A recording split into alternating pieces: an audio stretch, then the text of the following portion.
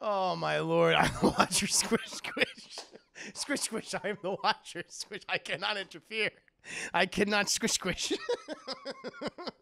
Hello, I just wanted to thank you for clicking on my video, and I wanted to let you know not only do I create content in my YouTube channel here, Class in a Glass, but I'm also on Twitch where I play single-player games, multiplayer games. I do movie reviews, cartoon reviews, and a whole bunch of other stuff. Also, it would be a big help if you can check out my Patreon, where you can gain access to audio commentaries, reactions, and the ability to submit questions for my podcasts and videocasts. And all that content can be found in the links below. In the meantime, enjoy the video. But now, my friends, we got to go ahead and get to the main portion of the stream. Loud Fada and Sneaky Poopa. Is this your alternate account? Naya Brownie. Thank you so much for the follow. You're mine, Huckberry. Welcome to stream. Right, but thank you for the sorry, I was talking about the Batman Drill from the last DC film. Oh, okay. Fair enough, man. Thank you for the 5 biddies, very kind. And Stanny Streak, Jesus. Oh, boy. Excuse me. Stanny Streak, those are some interesting names. I'll say thanks, bro. Just shit, actually. Oh, that's fine. That's fine. Josh, Chris, I don't drink soda because I don't want to, not because I'm too drunk to open the bottle. Yes, that's right. Oh, Lord. Wait, are you guys trolls? Are you guys trolls? Is that what you are? You got some wrong abstains. Oh, are you trolls? Are you just gonna be, are you guys gonna be, are you gonna be talking about poop the whole time? You have a good night, God turn. No problem, Soldier Blue, have a good time. Thank you. If you're just gonna be talking about poop, I can't do with this. P? I don't know. Slobber Schlob 69. Someone make an account as Pussy Trade 869. That'd be pretty funny. Nothing wrong with poop. Nothing wrong with poop. But that seems to be what you're talking about right now. Fair enough. We'll see. I love these names. Naya loves them. Live knows them. But chat, thank you again for all your support. But we got to get to the main portion. No, wait, there's my baby's mommy. Indeed. Indeed. Eat the poo-poo. Eat the poo-poo. It's a sickness you see. You will not have the sickness in Uganda. But chat, we got to go and get to the main portion of the show, which is Class in a Glass Cast for your ass, where I read my very generous patrons' Patreon questions, chat. If you happen to be subscribed at the two levels, chat, being Revanite or Juicy Gangster, you have the ability to submit questions to Class in the Glass Cast for your ass, which I'm going to start now. Let's start now. Brightburns. Thank you for loving this. 2 girls, 1 cup broke me. It broke everybody. It broke everybody. But chat, let's go ahead and get to these questions. Now, I'm going to read these in order at which I've received them, chat. And I'm going to reserve Carmi Hazel's questions for last, since that's what she prefers, chat. That's what she prefers. So, we're going to start with Vanna Spheres, chat. For this week's questions, here's the theme questions, chat. Good for discussion. For this week's questions, let's talk about a game that hasn't been talked about in far too long. Final Fantasy XIV. I have brought that game up like in a day, and that's far too long. No, fine. Let's talk about Star Wars Knights of the Old Republic, since you can't spell Mr. Revan 7 without Revan. That's true. We have a movie question, chat. Ryan Johnson, chat, of Knives Out and Last Jedi fame, this is his words, I still say that film has some good points, fair enough, is still supposedly working on his own trilogy of films. Supposedly.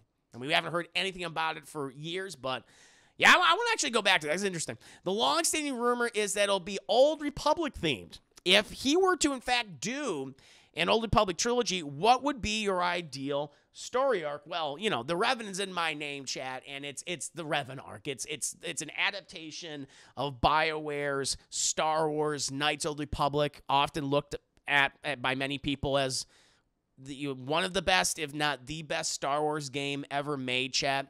To give you a brief background on it, it takes place 4,000 years before the events of the original trilogy, chat. Before Darth Vader, Luke Skywalker, Han Solo, Princess Leia, all of them. 4,000 years in the past, chat. A very long time ago in a galaxy far, far away. You thought it was a long time ago, Luke Skywalker and co. No, this is even longer, chat. Takes place during the height, chat, of the Jedi and Sith civil war, chat. They're fucking going at each other, destroying each other, chat, right? The Sith have been conquering all these Republic worlds, and the Republic just been fucking standing their asses. The Jedi not doing shit. The Jedi just like, we can't interfere, we can't do it. And the Republic are like, save us, fucking save us. And you play a character, chat, who gets caught in a story far beyond their imagination, what they would have ever considered to be real, even real, chat. They can't believe what's actually happening, chat. And you befriend all these various characters throughout the game,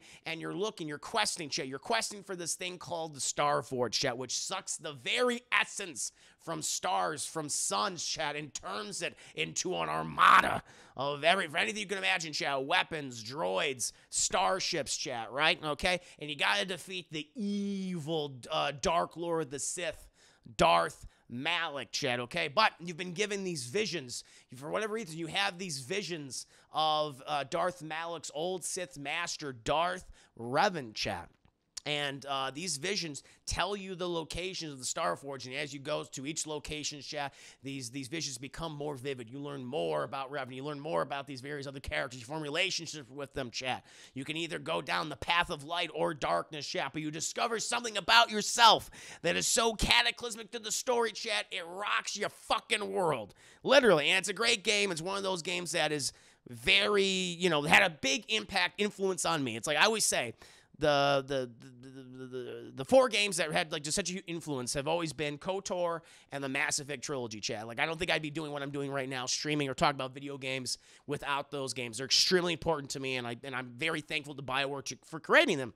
And I feel like, if I was going to be doing, if I was given the reins, if like Rian Johnson, if I was Rian Johnson and Disney said you could do your own trilogy, I'd be like, yes, KOTOR, I'm going to adapt. Knights of the Republic, the original one, incorporating, because I'm not a big fan of 2. 2 has some interesting ideas. 2 has some interesting characters. People like Kreia. Really like Kreia, or she's also known as Darth Kreia, or Darth. What's her name? Tyrana? I forgot what her Sith Lord name is. But I really like the Kreia character and some of the other supporting casts in that. But I just love, even just talking about like the basic characters themselves. Like you have Carth Onasi, this career soldier who is he has this sarcasm to his personality, but he also is carrying this really deep and dark and tragic secret. You have Bastila Shan, who is the Jedi Master, who has been so put upon because of her incredible abilities, chat, but she questions herself. You have other things like the old war veteran of Canderous Ordo, chat, who is destined to be Mandalore, but not sure if he wants that. You have Mission Veo, who is this spunky 14-year-old Twi'lek girl who is a fucking crack shot with a blaster pistol. You have her partner and basically her father figure, the one who watches over her, Zalbar, the Wookiee, chat, and you have a murderous C-3PO pretty much called HK-47, who's like, let me just kill all the meatbags, man. It's a hell of a fucking cast, and I would love for them to do that arc, chat, turn into a trilogy or a quadrilogy. If you're incorporating stuff from the sequel, KOTOR 2, the Sith Lords, you can do that. But I think it'd be very important to have it be about Revan. Because, there's a big spoiler, chat, for a game that, may I kill this meatbag master? Exactly, Skrells. Exactly. There's HK-47 steals the show from. He's so fucking good. He's so funny. So we're going to talk about HK-47 in a bit because it's related to another question that Vanny asks. But, that has to be that one. And you can expand upon the game. You can change a few things up for it, some of the locations and planets, or just add more context to things you could. But you can really delve into Revan. Because Revan, the player character who you find out is Darth Revan. He's just been, it's really interesting because the Jedi fucked up his mind, manipulated him. Brainwashed him basically to think he or she is someone else when they're really not. And I love that idea. It's like it really shows, the game really shows that, the Sith and the Jedi are pieces of shit. I think that's kind of cool. And you can really go in, it's like, nah, don't fuck, you can say fuck both of them. Like there's a lot of different avenues you can go down with exploring with the Revan character, really expanding upon him or her. But yeah, the Revan arc is absolutely. I mean, maybe a TV series. You could also do a TV series. You want to keep it going like it's a long form series, if it's, 6 or 7 seasons. I feel like you can do that. But if they're going to do movies, then I would say it has to be at minimum 3, but 4 would be really good. 4, I think you can really expand upon and bring in some of the stuff from 2, which, you know, worked. But a lot of stuff from 2 is cool, but not all of that game. The game was released unfinished. Not Obsidian's fault because LucasArts rushed them on it. That game was made in a fucking year. But I still think there's some good ideas in 2 you can incorporate in that trilogy or quadrilogy. So that is the obvious one. I don't know now. For years, it's been said Rian Johnson is working on Star Wars trilogy. I don't think he is anymore. Maybe writing it, but I mean, he's making Knives Out. He's doing the Knives Out sequel, chat in Greece with the Daniel Craig, and he has that all-star cast of people. He seems pretty happy and satisfied with that. I mean, that's his fucking baby. You know, that's gonna be on Netflix. Isn't that gonna be on Netflix now? That movie. So I guess theaters and Netflix. So I just feel like, I mean, I know Lucasfilm is taking their time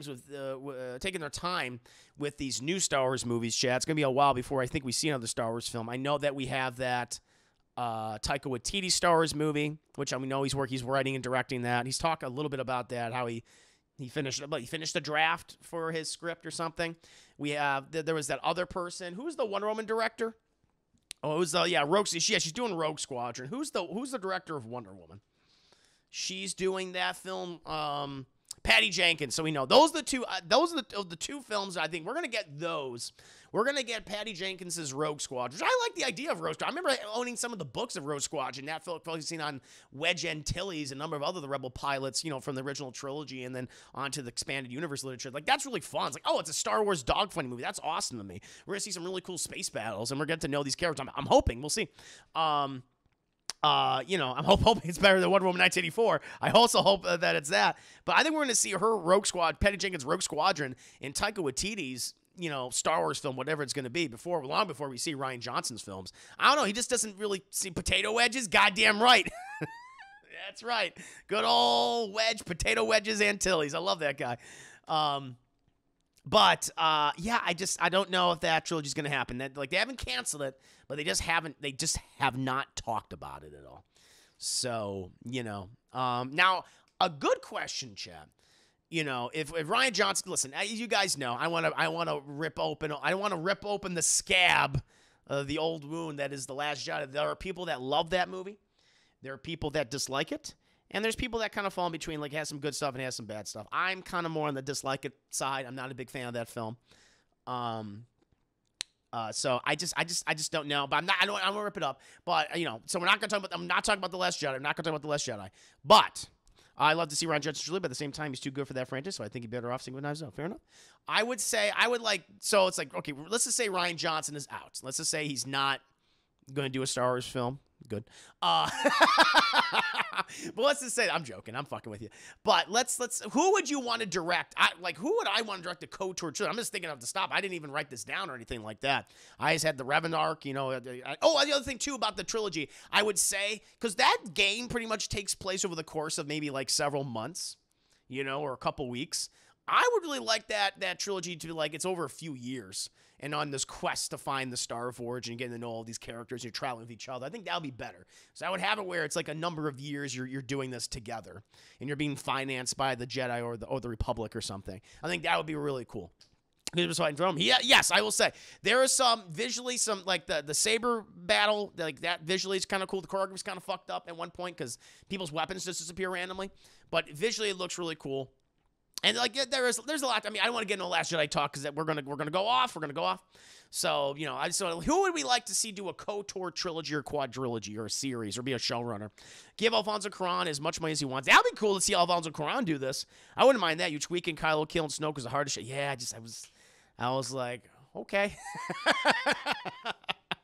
I don't want to get into. We're gonna get into. I'm not gonna do a Last Jedi discussion. I've had this many times before. I literally do not have the energy for it. I can't do it. Dune. I was gonna say Vanny. I was just about to say that Denis Villeneuve.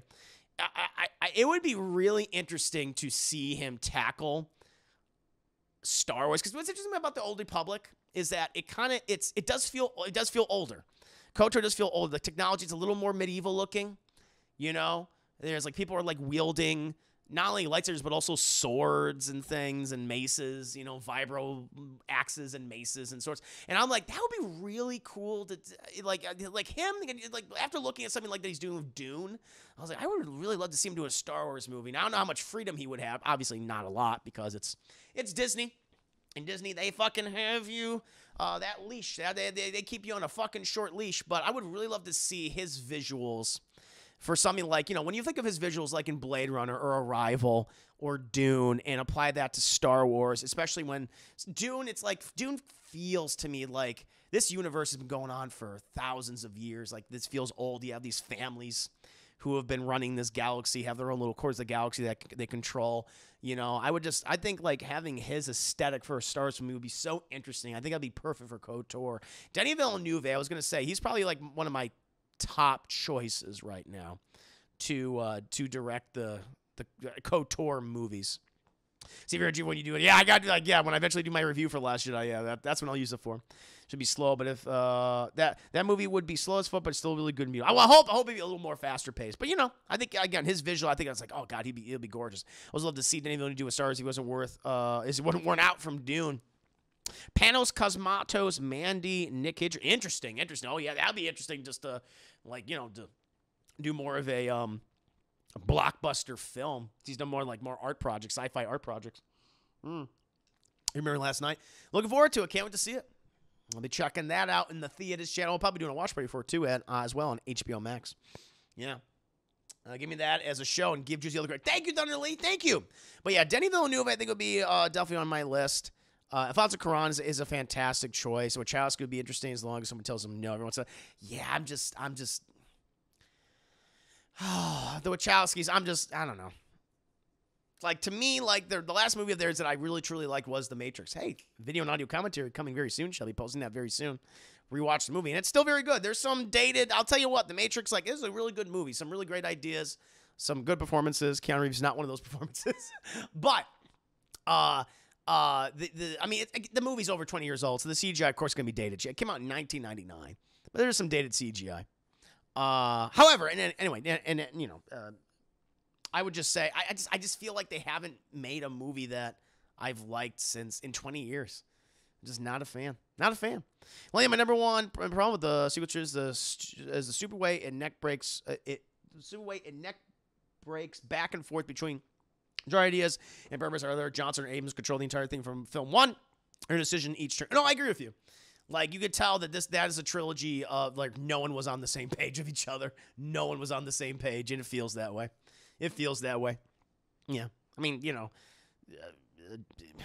Johnson is basically retelling the story of Finn again. It doesn't make any sense. It's very weird. A lot of, it is what it is, chat. But yeah, those would be some of my choices. Definitely Denis Villeneuve, Alfonso Cuarón, I think is a fine choice. I don't know if to direct a the KOTOR. I would love to see Mike Flanagan do a Star Wars film, or like David F. Sandberg do a Star Wars movie. I mean, they're very much Warner Brothers golden boys, but I would love to see what they would try to do. I would pick Panos Cosmatos. That's right, because I think it would be cool to allow Marvel movie directors when they start out not to pick his name. It's true. No, his visuals are gorgeous. I'd like to see him do a Star Wars show. Maybe exploring the like the really dark aspects of the Force, like the Sith or something. That'd be pretty. George Sages bring back George Lucas. Hi everyone, I'm back. Where's my goddamn money? Where's my goddamn money? Sandberg would be cool. I thought like that. Like for a Star Wars horror. Yeah, I would love that. If they didn't want to do I don't know to how scary they would make it, but yeah, like a Star Wars horror film would be really interesting to me. Yeah. Emily, Chris, I'll tell you, I am 5'10". 2 inches shy of 6 feet, sadly.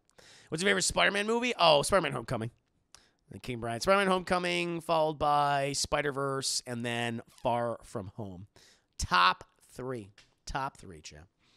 But yeah, overall, I think that I would, if I had to do a KOTOR series of films, Revan's Arc, trilogy or quadrilogy, depending on what you're adapting. And I would extend the story for it. Doesn't take place over the course of a few weeks or months, it's a few years.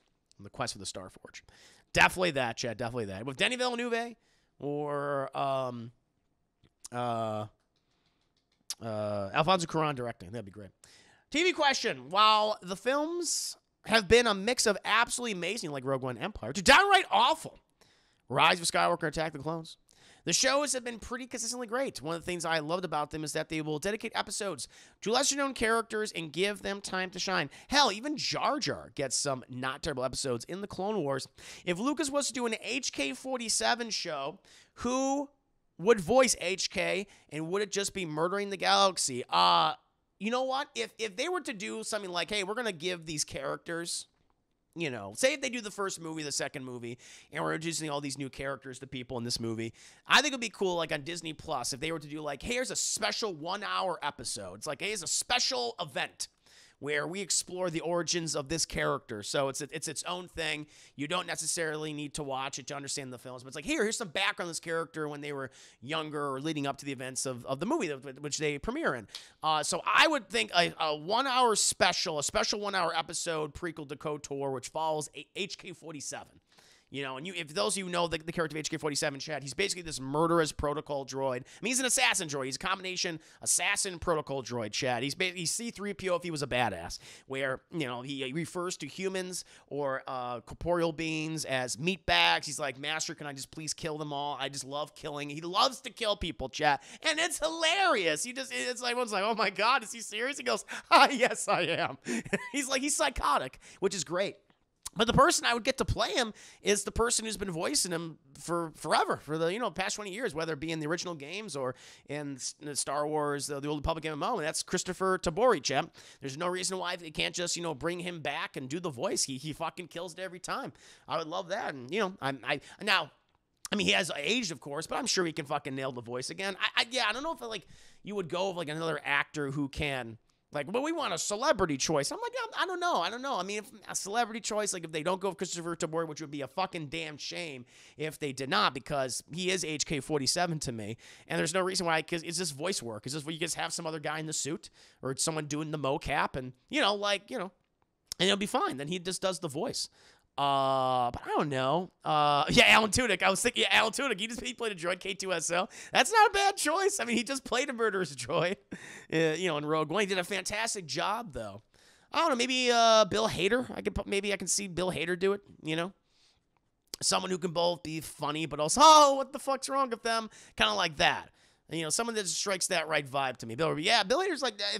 If they don't go for Christopher Tabori, I think Bill Hader would do a really good job. Will Forte? Lately, Star Wars canon should incorporate all types of genre films, horror, spy, romance. I agree. I'm all for that. He's programmed to love killing. That's right. He can't help himself. It's just that's how he was made. That's how he was made. Yeah, Star Wars, yeah. No, I agree. No, Star Wars should be incorporate all different genres. It's the thing that Marvel's doing. Sometimes they're great effects. Sometimes, they make the attempt at the very least. But yeah, incorporate different genres of films to keep it going, keep it fresh. This latest film, Shang-Chi, it was a mixed martial arts fantasy film, along with being a superhero movie. Troy Baker, my wife. That's a Sage Snick. Troy Baker would be cool, M. Xavier. Hell, I mean, he's a fucking chameleon. He could be anything. Hell, there are zombie Star Wars novels. That's true. The Death Troopers. Nolan North. Yeah, something to go to. I would like them to stick with Christopher Tabori, because I don't think there's any reason why, unless his voice has just changed so dramatically in the years since. I don't think so. Because they've done updates to the Old Republic MMO, and they use him all the time. Like, they have HK-47 or HK-50 droids or different models, and it's him voicing all these versions. So bring him in there, and I wouldn't do like a series or anything. Maybe like shorts. I mean, they could do animated shorts. That'd be kind of fun. Bring him in for that. Hell, if they want to do KOTOR's animated series, I'd be all for that. But if they did a live action, I think like a special 1-hour episode introducing him, and then all the other characters get like a special 1-hour episode and be like, oh, that's kind of cool. Tune in. Hey, you love these characters in this film? Check out their prequel episode and, find out who they are. It's like, oh, that'd be kind of neat. So that's how I would do it, Chad. So Christopher Tabori, original voice actor who played the character all the way back in the day in KOTOR 2003 and continued to play the character in his multiple appearances in various games, and good old special 1-hour episode in Disney Plus, Chad. That's how I would do it. A little baby droid when he was killing people when he was a baby. Indeed. Video game question. Hot take and spoiler for KOTOR. We got a spicy hot take. The big reveal in KOTOR, not to the public chat, regarding Darth Revan was so heavily telegraphed through the story that when it finally is revealed that you were Revan, I went, well, yeah. I was stupid. I did not expect that. I was like, whoa, it blew my little boy mind, chat. My little boy mind went, and that was it. It popped. And so I was shocked. But to each their own. What other game sport can you think of that is so obvious that it shouldn't even be called a spoiler? There were two immediately came to mind, and they were both in regards to, like, you know, revelations for, like, the villain of the game. And one I thought immediately, even before the game came out, when it was for Fallout 4, chat. So in the beginning of Fallout 4, it takes place before the events of the apocalypse. Like, it's hours before nuclear apocalypse is about to happen, chat. Where it's that fictional, I think, War of China. I think that's what it is. Where the bombs are about to drop. You either play a male or female character. Basically, your family just had a baby. And named Sean, male baby. And the apocalypse happens, and you run to, the vault, whatever it is, vault 113 or whatever the fuck, and you go down there, and your wife or your husband, whoever you're playing as, they keep the baby, they hold the baby and shit, and you go into cryo, and that's it. And eventually you're woken up because some fucking raiders are getting in there. They kill whoever your spouse is. So whoever your spouse is, they're holding the baby. Someone, gets in there. They fucking kill your spouse, and they take the baby, and they leave. It's like, no! And then you go back to sleep, and you wake up, and you're like, oh, shit, what happened? It must have my son. I got to go save my baby son because he's still a baby. And it's like bull fucking shit. I don't believe that at all. So the whole thing is you don't realize that it's actually been decades since that happened. But for you, it was like a minute. For you, it was like just it was like 5 minutes. And so the big fucking reveal is, Chad, the big villain of the game, who is this old man who runs this thing called the Institute, who are, like creating these android, like the replicants, basically. We want to create a better fucking society. We got to get rid of all the stinky humans on the surface, and we're creating all these replicants to get rid of them. It's revealed, like, your son is the villain. And he's like, Sean, you're evil. I'm evil, Dad. He's like super old and shit. He's dying. Ah! And that's like, of course, I knew even before. I was like, okay, the villain's gonna be my kid, and that's gonna be the big reveal. And boom, yep, there it was. Yeah, he was, yep. He was like, I'm yours. I was like, I know you're my kid. I know. And so I was not surprised at all. Someone brought up another one. Right there. WinFox, I left at Arkham Knight when said Joker was dead, like, knew some way they would. Oh, it's not even that. Well, I knew that was brought on by the Scarecrow's, his fear gas. It's a hallucination in Bruce's mind. But the big twist in Batman, this is my second one, the big twist of Batman Arkham Knight. So it was funny when Rocksteady was doing promotion for the game, and we're proud to introduce a new character created for this game, the Arkham Knight. And I'm looking at him, I'm like, that's Jason Todd, isn't it? I mean, you just calling him the Arkham Knight because you just want the naming scheme to be consistent. The Arkham trilogy or the Arkham quadrilogy or whatever. And they're like, no, he's the original character. And lo and fucking behold, chat, it was Jason Todd the whole time. Why don't you just call it Batman of the Red Hood? It was just so weird. It was so weird to me that they were like, no, this is a new character for the game. It is not a new character. It's fucking Jason Todd. And it was. And I was like, all right. And it was this big fight. It's like, whoa, it's this big reveal in the game. And it's like, yeah, that has no impact because we all expected it. We all expected it. And the last one, chat, and it's a funny one, though. I think even Capcom was in on the joke. But it's Wesker. He's revealed to be the villain of the first Resident Evil. You mean the slick-haired blonde guy who constantly wears sunglasses at night and inside of places? He's the villain? You're saying he's not a good guy? Really? Of course he's the bad guy. Of course he is. It's like a big, I'm evil. It's like, we know. Albert, we know. Oh, depending on how much you know about Batman, that's true. Yeah, I mean, if you don't know, that's true. Okay, you're not wrong. I mean, yeah, I did go in there with a lot of Batman knowledge. I knew about Jason Todd under the Red Hood and all Death of the Family. I knew all that's a good point. If you're not exposed to Batman, you're like, whoa, it's Jason Todd. Fair enough. The former protege of Bruce, the second Robin. That's a good point. Okay. Gentlemen, they got me with that shit. They said a new character that had not been established in Arkham universe, and I guess, yeah. What's wrong with wearing sunglasses at night? No one does that. You're gonna fucking just walk. That is not great. One should not wear sunglasses at night, especially when battling zombies. Look, it'd be so cool. He has to be evil. That's true. He was like the coolest character. It's like, oh, of course, he's the bad guy. So those are a couple of the ones off the top of my head, chat. Sean, your son, is the villain of Fallout 4. Wesker's the villain of Resident Evil, and Jason Todd is the Arkham Knight, and Batman Arkham Knight. What about you guys? What was like a twist that was like so fucking obvious to you in a video game? I'm curious, chat. What's your thoughts on the upcoming Gotham Knights? Looks cool. I like the idea. You're playing as all the Bat sidekicks and partners. Never got on to playing the other Batman games, but the trailer got me interested. I encourage you to do so. I encourage you to check out Arkham Asylum in City and Origins. I'm a big Origins defender. I'm not a big fan of Knight. I think Knight tried to do too many things, and I think it kind of failed in some regards. There's some good, really good stuff about the game. Some really fun missions in that, but there's some. They added too much to it, and there was too much busy work, and it really bothered me. Especially with like the Batmobile. Jesus Christ. People fucking begged for the Batmobile for years. And after playing that game, I was like, I never want the Batmobile to be another Batman game again. I never want to see it again. I was like, it sucked. All those fucking tank missions. Our collection's pretty cheap. And imagine what's like probably $10 now. Literally, I mean, I don't have a game, but pro wrestling has a lot of. Oh yeah, I could see that. Yeah, definitely. Maybe Ghost. I still got to do that review. Then goes to Shima with Rizzo. I forgot to say his name. I think that's the name. That sounds about right. It's also surprising me. You mean the guy who was always dirty and sweaty and looked grungy? Yeah. Soma, you a robot? What? I never played that. Lanely, especially that Batmobile. Oofa. Yeah. Wesker pulls off the sunglasses. No, he does. He's one of the few characters like he can wear sunglasses at night. He's like, you still look cool, Wesker. That's like a douchey thing, but you still look fucking cool. I gotta give that to him. Yeah, I mean, there's like a lot of twists in movies that are like super obvious, but for video games, I had to think about it. Those are the three that really stuck out to me.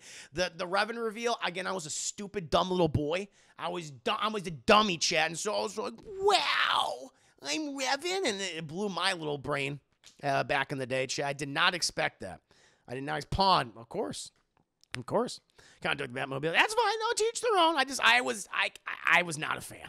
I was not a fan, and I have my reasons. And the Riddler's underground NASCAR tracks was, Persona 5 Royale, it was obvious who the villain was in that one. See, I haven't played that one, so I don't know.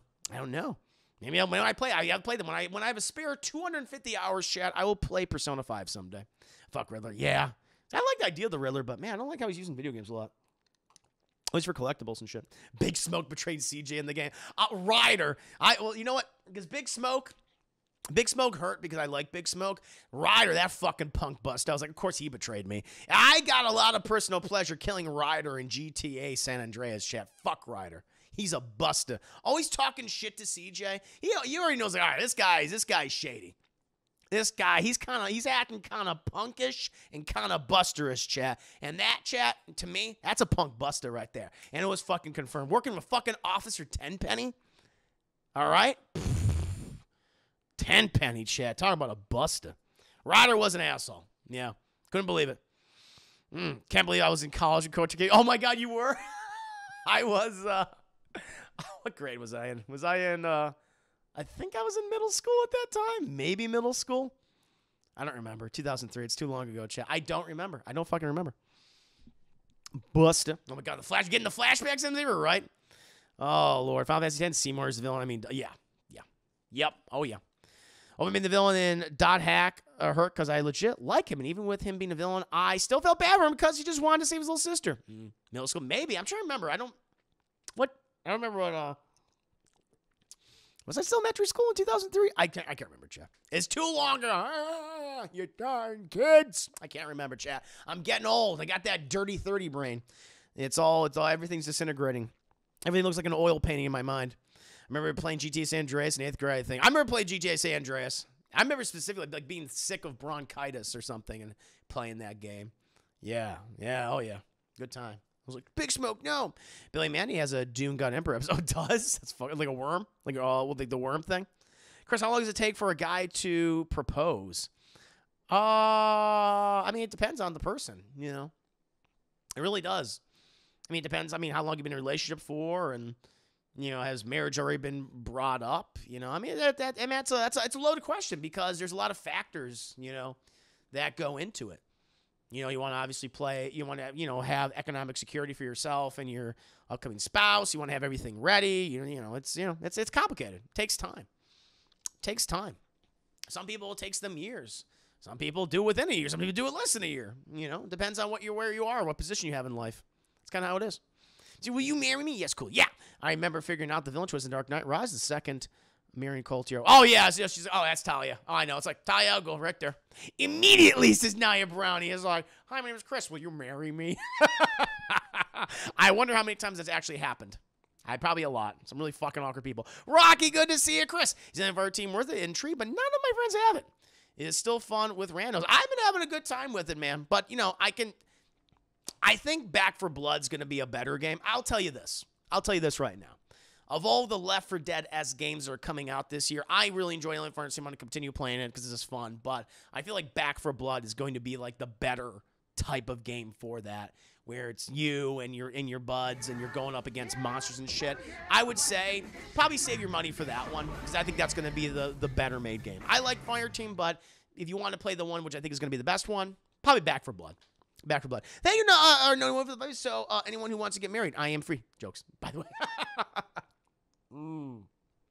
Very nice. That's something I think. Will. Yeah, I'm really looking forward to Back 4 Blood. Cannot play. We'll definitely play that in October, chat, and get your booty butts in here for some multiplayer shenanigans. It's gonna be great. Hell yeah, you dummy thick, marry me. There you go. You know what Casfay likes. Although I'm the same way, Casfay. You know me. You know what I'm about, chat. You know I'm about. But now we can go ahead and move on to Vanny's next question, chat. It's a content creator question, and I hope you're enjoying the stream so far. She'll be liking all these answers. Nice back and forth. It's been fun. Pro, good to see you. Pesto, hell yeah. I'm going to name my dog. If I ever get a dog, I'm going to name them Pesto. A little chubby little thing. I'm going to name him Pesto. I think that's a good dog. That's a good dog name, Pesto. Pesto, that'd be adorable. Definitely. I'll put it to a vote. What should I name my little puppy, my little derpy, walled-eyed puppy? I think Pesto will definitely be on the list. So now Ground Turkey would just play. I don't think Ground Turkey would be great for a dog. Dog's name. Oh, name my dogs Totoro and more if I get to. Interesting. I like that. Those cute names. Name him Derpy. Derpy would be a pretty good name. Like, I'm not, like, people will be like, why'd you name him Derpy? That's so offensive. Like, no, Derpy's hilarious. I really love the word Derpy or Derp because it's just like, man, I love that. Derpy is definitely, like, I get like one of those smushed in face dogs. Like, like a French bulldog or a bulldog or like a pug or something, then definitely Derpy is on the docket. Chat. Pesto, Derpy, Waffles, little butt. Waffles is a good name. Name Chicken. This will only end with Chris actually eating his dog. I need Pesto. Come here. It's okay, Pesto. You're inside me now. Puppo Pesto with black beans coming to Puppo Pesto.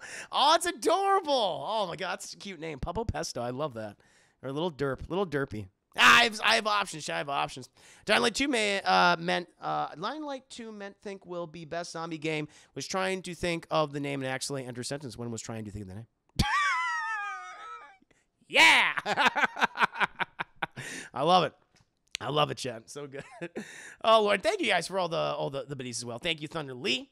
If one of us dates Chris, expect Corey to be one of his evil exes. Oh, yeah. You got to find my evil exes, chat. The League of Evil Exes. Oh, my Lord. Thank you for the 10 biddies, Thunder Lee. Very kind. So adorable. It's good enough to eat mommy. Yup. It's going to be inside my tummy. I'm going to vor my currently not corporeal dog someday. We'll see, chat. We'll see. But now we're going to move on to Vanny's next question, content creator question. I love KOTOR's dialogue options and its impact on not only yourself, but other characters in the game. As a content creator, your interactions with Revenant Knights has had an impact on them. Can you think of a particular person whose life you influenced through your conversations with them? Well, let me tell you, chat. Obviously, it's all of you. You would not be where you are in your lives right now without me. No. I imagine it's a number of people that have taken upon themselves to start streaming.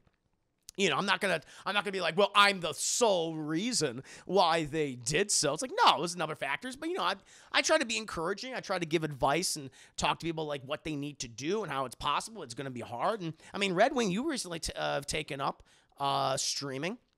I don't know if I have an influence on you, but I've given you advice in that regard. I mean, Vanny, I know that when you first started coming on here, you had kind of stopped streaming for a while.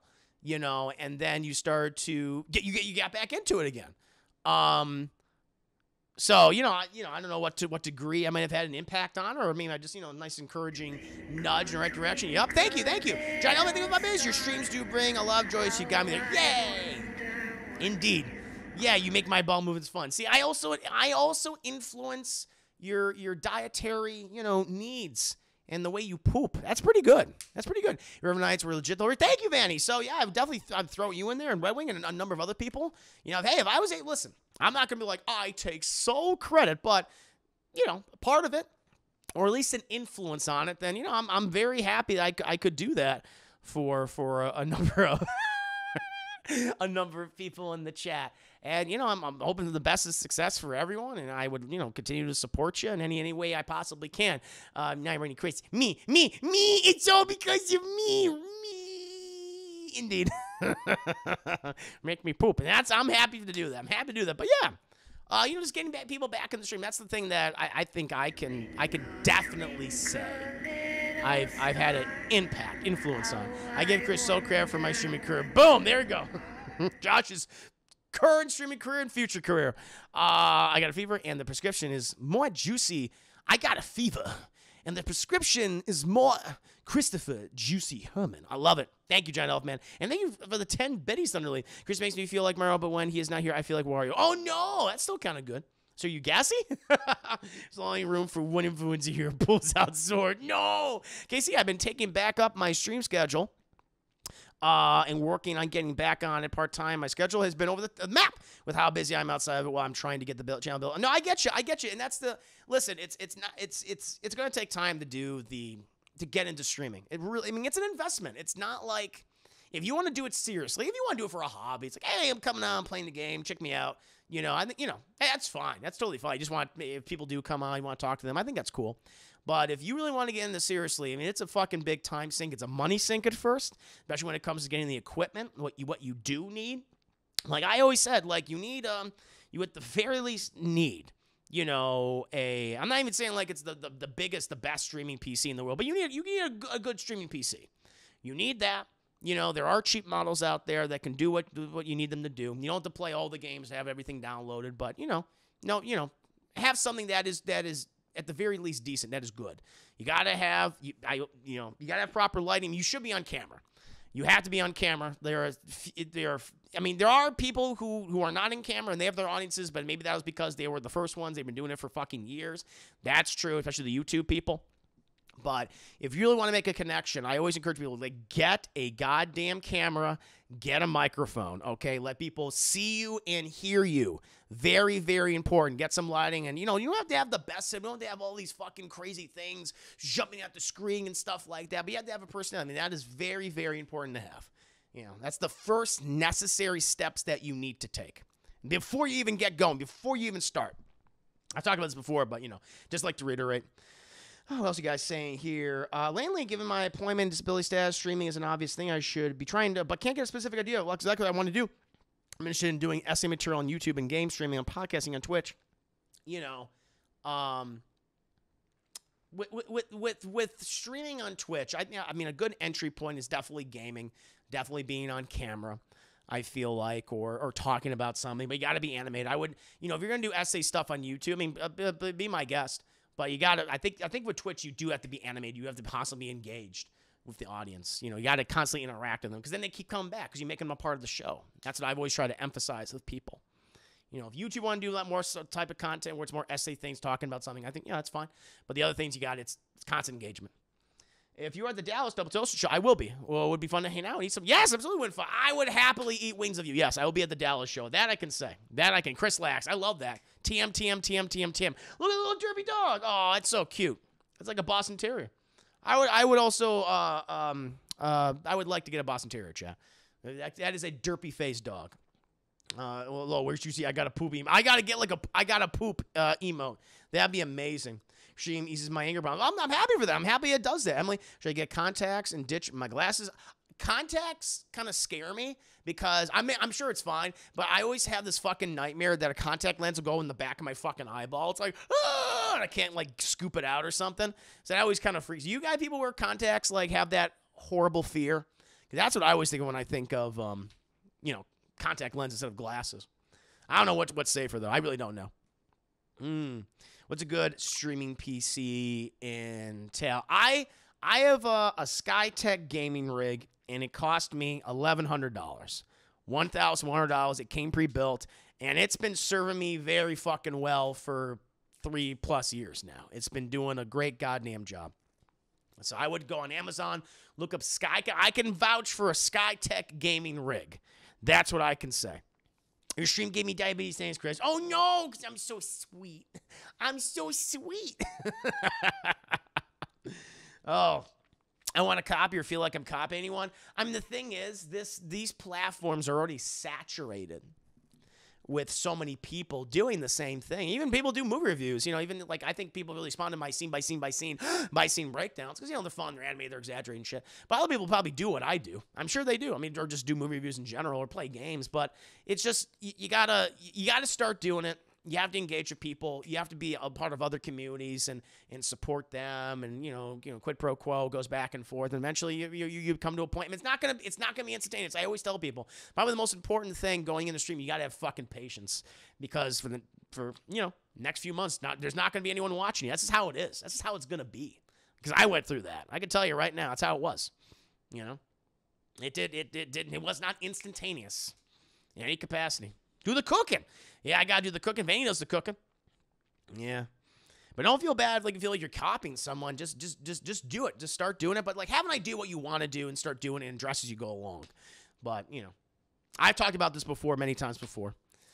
Casey, well, I've been working on being more talkative when I'm on camera, and I'm working to upgrade my lighting to be more professional with Keith. Yeah, Stickula. I mean, I use a green screen. You don't necessarily have to use a green screen. Maybe you can have a nice background. A lot of the streamers don't even have green screen anymore. A lot of them just have this really nice fucking background. I've been thinking about it too. Maybe even eventually getting rid of the green screen chat and have a nice background of stuff you can see and some posters I'm going to have back there and everything. Some framed posters make it look nice. So, you never know. If I'm coming to I believe I'm coming to Chicago, Casfe. I think that's happening. The only one the only one I know that I'm not, excuse me. Drinking coming up on me, chat. The only one I know I'm not going to is New York, obviously. All the other ones, as far as I know, I am going to be going to. So, L.A., Chicago, Miami, Orlando, and Dallas. I think I'm going all those. That's what I believe. I'm going context right now. I'm sorry. I didn't mean to give you that irrational fear. I'm talking to I thinking I had a contact in it, but didn't. Oh, God. When I thought I was there, but man, oh, God. Oh, so it's real. It's true. It's true. Yes, but I've had to see what works on Twitch, despite the obvious reasons for watching them. I was fascinated by pool hot tub streamers, what they are doing to keep an audience. Most dismiss them, but it's interesting to see them 5 hours in a freezing mini pool holding court. I mean, a lot of people hate on those people too. Oh, what they do is nothing, and it's listen, they're making money. I'm not, because I've been asked are you annoyed at streamers who, they make money off of their bodies or whatever? It's no. No, I mean, they're fucking doing something that's very unique and it's very rare, and you fucking work with what you have, all right? If you're fucking hot, if you got big bazoongas chat or whatever, you fucking do it. You sell it. That's how you got to do. You got a hot tub, you go ahead and hold court in your hot tub and win and make the money. I'm never mad at those people for doing that. It's just hey, more power to you. You capitalized on something that people fucking want, and you're making a living off of it. I think that's cool.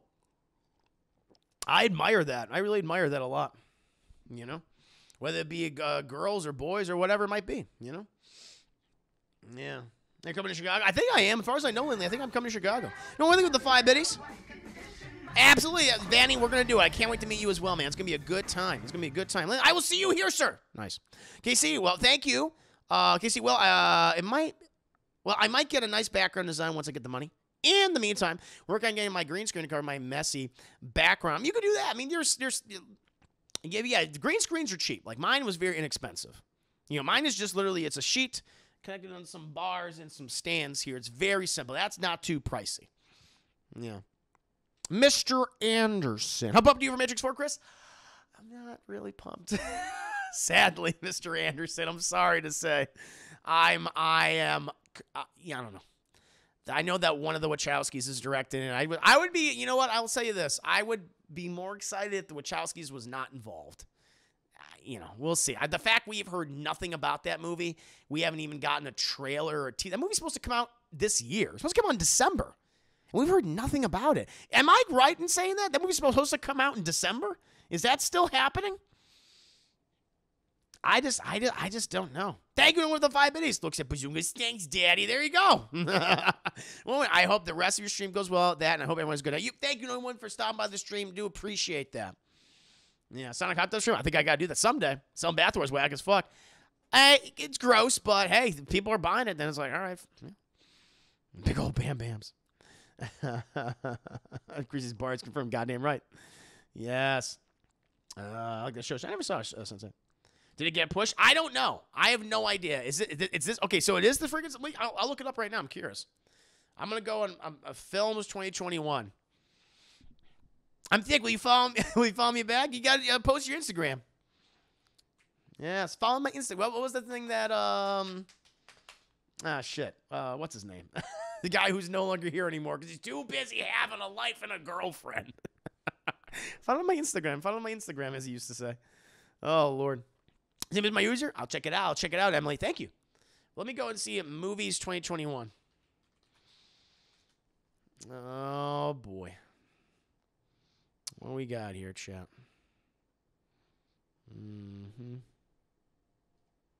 Harry Ball's like, no. Follow my Instagram. Oh my God. He hasn't been here for so long. I forgot his name.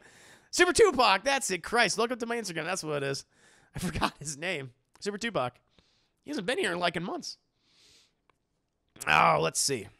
IMDb, baby. Let's see. Kingsman is supposed to, The Matrix Resurrection is supposed to come out on December 22nd. The same day as the Kingsman chat, the week before, days before Spider-Man No Way Home. I just do not believe that movie is I don't believe that movie's coming out. At least this year. Vanny, thank you so much for gifting us some to the Lost Miracle. Alec, 85 gifted subs. Thank you, Vanny. Cheers and salute to you, good sir. Appreciate that. Very nice. Very, very nice. Appreciate that. Very, very kind. And now I will continue on with the questions. We have a music. Well, how else is going? We have a music question, chat. While the Star Wars films, shows, and games have some iconic themes and tracks, they do. There are some that I could do without. Agreed. Well, the original Cantina band theme is legendary. I do find it objectively a bit grating. I can see that. Yeah, it's just the same thing over and over and over and over and over again. Yeah. Same goes for a lot of the Star Wars games, Cantina themes. What is because they always replay it. What is your least favorite Star Wars track in either the movies, films, or games? I picked 5 different songs. Okay, and some of these are like, well, of course it's going to be bad. But 2 of them are indeed featured in Star Wars, the holiday special chat. Came out in 1978. Like the Sky on Fire, which is so fucking weird. It's just like a variety show. It's like it's all structured around Life Day, which is basically, Chewbacca's Wookiee Christmas. It's like, it's Star Wars Christmas, and it's like it's Life Day, which is canon now, by the way. But there is like this one scene of this guy, this Imperial commander going to like a bar being run by some actor from the 70s. And he sits him down. He's watching this holotape, and it's this band performing this song called "Like the Sky and Fire," and it's like it just does not. It's like a rock song, and it's just so fucking awkward in the movie. And the guy going, yeah, and like bang his hand to the beat. It's like no, awful, definitely really weird. Leia's Life Day song chat, where she and Chewbacca and Chewbacca's horrible, ugly wife. Lumpia, whatever hell he is, his son Lumpy, his creepy fucking son. His dad is horrifying, chat. He's like a lumpy gorilla man. And like Harrison Ford. Luke, fucking Mark Hamill tries his best. Like, who looks very starkly different in this movie than he does in the original one. Like, they dyed, he's either wearing a wig or they dyed his hair like really super blonde. And you could just see Harrison Ford just dying on the inside, chat. Just fucking dying just because he's like, I want you to kill my character off. That was where Harrison Ford's like, I don't want to be a part of this anymore. I think that's where Harrison Ford died as a person. Where now he's just consistently, he's the grumpy curmudgeon. That's what he is. He is a fucking curmudgeon, chat, who has a death wish, flying over his fucking planes and crashing into golf courses and other people and shit. But I feel like that was when we saw Harrison Ford's like, I just don't want to do this anymore. He was done. He was so much cocaine. Yes, he needed that. He looks so annoyed. He really does. I would be too. I'd be like, why the fuck did I agree to this? It looks, even like all the sets were cheaper. Like they're in the Millennium Falcon. They're not. Like the cockpit looks like it's made out of cardboard. It's just so weird. But the Leia's Life Day song, Light the Sky on Fire, and B. Arthur's song, I don't remember what it was, but those three are just awful. Holiday Special is probably is the worst thing from Star Wars. Like, I mean, you know, we so often just forget about it or don't even count it like as an actual movie. But it probably is the worst thing that the property has, you know, given us in all of its decades of existence. Shit. Even Lucas is like, I'm sorry. The guy who made the prequel said, "This is awful. I apologize." Which is pretty incredible. I don't like it. When I think about music, I think of B. Arthur. That's just what you go to, Broken JPEG. Just her sitting in that cantina song. Oh, Lord. Psycho Kima talking about the worst song. There's some great Star Wars music, obviously. Some amazing fucking songs, some bangers, but there's some bad ones. Talking about 3 songs in particular from the Star Wars Holiday Special. Actually, really, really wanted to see them do a new Extra Special that is a complete spoof of the original guest stars like Tina Fey and Steve Carell just started with terrible rip-offs sets of sequel trilogy. They did do a holiday special, but it was with the Lego characters, where it was like a time travel Back to the Future story, where like the new trilogy characters were going to like the original and prequels, and they were bringing them together and fighting and stuff. Like that was the thing. I know they did that. I never saw it. I felt like it came and went, saying thank you for being a friend. Is that what it was? Jizz, and then of course the Jizz chat, which is a genre. So jazz music and Star Wars, like the Cantina band and the band in Jabba's Palace, we'll get to Sly Snoodles and the Max Rebo band. Their genre that they play is called Jizz, Jizz. I'm not joking. That is real. Yes. I'm hoping the Guardians of the Galaxy special is a spoof of the 70s. That would be funny if they do that, which I feel like that's what it's going to be. I'm looking forward to see what that's going to be like. Yes. Agreed. Oh, I agree with you, Winfox. Yeah, the Kylo Ren Rey romance is so fucking weird. I just don't get that. It's established in Last Jedi, and then it's continued on in Rise of Skywalker. I'm like, I do not like this. This just feels awkward to me.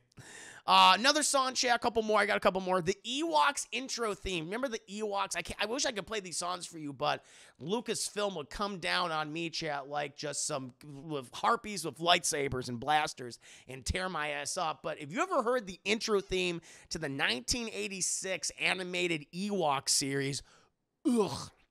Horrible. Not even a bad cartoon. I mean, it's like there were so many fucking cartoons that were based off of movies in the 80s. Like I remember watching this series. I remember watching I gotta do the original Ewok movies. I gotta do scene by scene breakdowns of those films. The Ewoks Caravan of Courage and Ewoks Battle for Endor, the duology, if you will, which do take place before the events of Return of the Jedi. I do want to do those, but I remember watching the animated series, and that theme was awful. It was so goddamn annoying. You play that song, Disney Star will be after. Yeah. The Mickey Mouse symbol will be on my head. Like, what's that? And I just take it off screen. The screen shuts down. I can't risk it, chat. The mouse will be on your ass fast. No doubt about it. A couple other ones, chat. Jabba's Palace. So there are two. So there's 2 different versions of the Jabba's Palace song. There is the original one, which I don't even know the name of it. This is when they were all puppets and stuff, and I recently rewatched this, because I remember when I did my review, I was like, why did they just keep that original song with the puppets? And I'm like, oh, because it's awful. Like, that song when, like, Sly Snoodles is a puppet and things, and they, that's what it is. That song, it's just fucking weird and awkward. It's like, this doesn't feel, like, right, at all. And then later on, Lucas went back in, he replaced that song with Jedi Rock, and that's when, like, you have all these fucking random CGI characters. Like Sly Snoodles, she went from a puppet to being CGI, and there's this weird cockroach furry bug man who's also her backup. So he was going, he's doing that and shit. And again, it's probably better than the original one, but it's still just really fucking weird. because like the CGI that was from what, the 90s, and I mean they they clean it up every other release and stuff, but it's still pretty rough. I remember like rewatching Return of the Jedi, doing my commentary for it and doing my review. I'm like, yeah, this just looks old. It does look old. It doesn't really fit anymore. But both of those songs, not great. Not great. Jedi Rock, a little bit better than the original one, which I fucking remember what it is. But that neither are very good. Neither very good. And the other one is controversial pick. Controversial pick, chat. Because there are some people that stand behind this song. It's like, no, this is great. And I'm a fan of it, but I don't like where it was used in the movie. And it is Yub Nub, chat, at the end of Return of the Jedi when the Rebel Alliance and the Ewoks defeated the Empire, chat. My best troops are on the farthest moon of Endor. And they got defeated by teddy bears, Papa Palpatine. And we have the ending song to the trilogy, like, well, what a lot of people thought was originally going to be the last Star Wars movie ever is Yub Nub, Yub Nub. And it's so fucking weird. I prefer the new song they had, and when they did the special editions. Like, I know a lot of people like the special editions, and there's some questionable stuff I've gone into many times, but some of the special editions do some good fixes. I will say that. And I think one of the good fixes is replacing the Yub Nub song with that more orchestral theme. It just fits better. It sounds more epic and showcasing how the galaxy is reacting to the death of Palpatine, the destruction of the Death Star, and the death of Vader. Like, I like that. But the Yub Nub, like, I love that song because it's just so fucking random and weird and cute. But for context, it doesn't really fit with the end of the movie for me. And so I have to also put Yub Nub up there, Chad. It's weird. It's weird. Yub Nub was ingrained in my soul. A lot of people were because you were a kid and you identify with the song. The Ewoks are fucking cute and cuddly, and that's why you love them. I know. Listen, same. The ending of the 90s version. I think the 90s special edition version of Return of the Jedi is better. I like that we see the galaxy's reaction to the fall of the Empire, or at least the beginning of the fall of the Empire, and the death of Palpatine. That was really cool to me. And the Yub Nubs is just like, it just doesn't work for me. Like, I have some nostalgia into that song because it's just so fucking damn cute. It is, but I like the grander ending and the grander theme. It fit. It made more sense to me. Yeah, it sounds like a dare. It's a fun song, though. But yeah, those are mine, Chad. And there's some bad ones. Star Wars has some John Williams, and he has crafted some incredible scores. We've gotten some other. Wasn't Michael Giacchino? Didn't he do Rogue One? Michael Giacchino. And there's been some excellent music throughout Star. Luke's theme, the Force theme, Chad, is incredible. Duel of the Fate, like the prequels have. Listen. I say what you will about the prequels, and I've said a lot, chat. Check out all my prequel reviews right now. Check out my Revenge of the Sith review I did only a week ago. Very fun review. But, the prequels have some of the best music in the entire saga. Like, Duel of the Fates is so goddamn good, chat. Battle of the Heroes is so goddamn good, chat. And then, of course, you have the Imperial March. You have Vader's theme. You have Papa Palpatine's theme, chat. Yeah, the Empire has some amazing music. Yeah, music is the best thing about it. Yeah, probably. I think we can say, objectively, if you want to speak objectively, like the best thing about the prequels is probably the music. I agree with you. I agree with you. Yeah. Ewoks do eat people. They're little cannibals. They do. They do eat only meat. They are carnivorous. Yeah. Mm-hmm. Or the romance theme. The romance theme. Hell yeah, of course. That's Han and Leia's romance theme. Want to run to live and have to face the consequences. That'd be cool. I agree with you, Lanley. Track that plays during Order 66. Oh, yeah, that's great. There's some Banas, chat. Papa Palpatine, that's what I love to call him. Count Doo-Doo. Duel of the Fates absolutely still is. That's one of the best pieces of Star Wars music. I want them to use that more in the new trilogy, but they did not use it. I would have used that constantly. Order 66 theme is great. Yeah, there is. Agreed. Glee! Ooh, chat. Bum, bum, bum. Glee, thank you for the $500 donation. About to pass out, but had to stop by for your hiatus. Thank you, Glee. I appreciate that. Thank you for the 500 biddies. Now, you go ahead and get your rest, get your sleep. It's very important. But cheers and salute to you, Glee. Hope you have a great night and a great sleep. Very nice, Jeff. Very nice. Look at all this some kind sport. All right, I know this is off topic, but Chris gives me young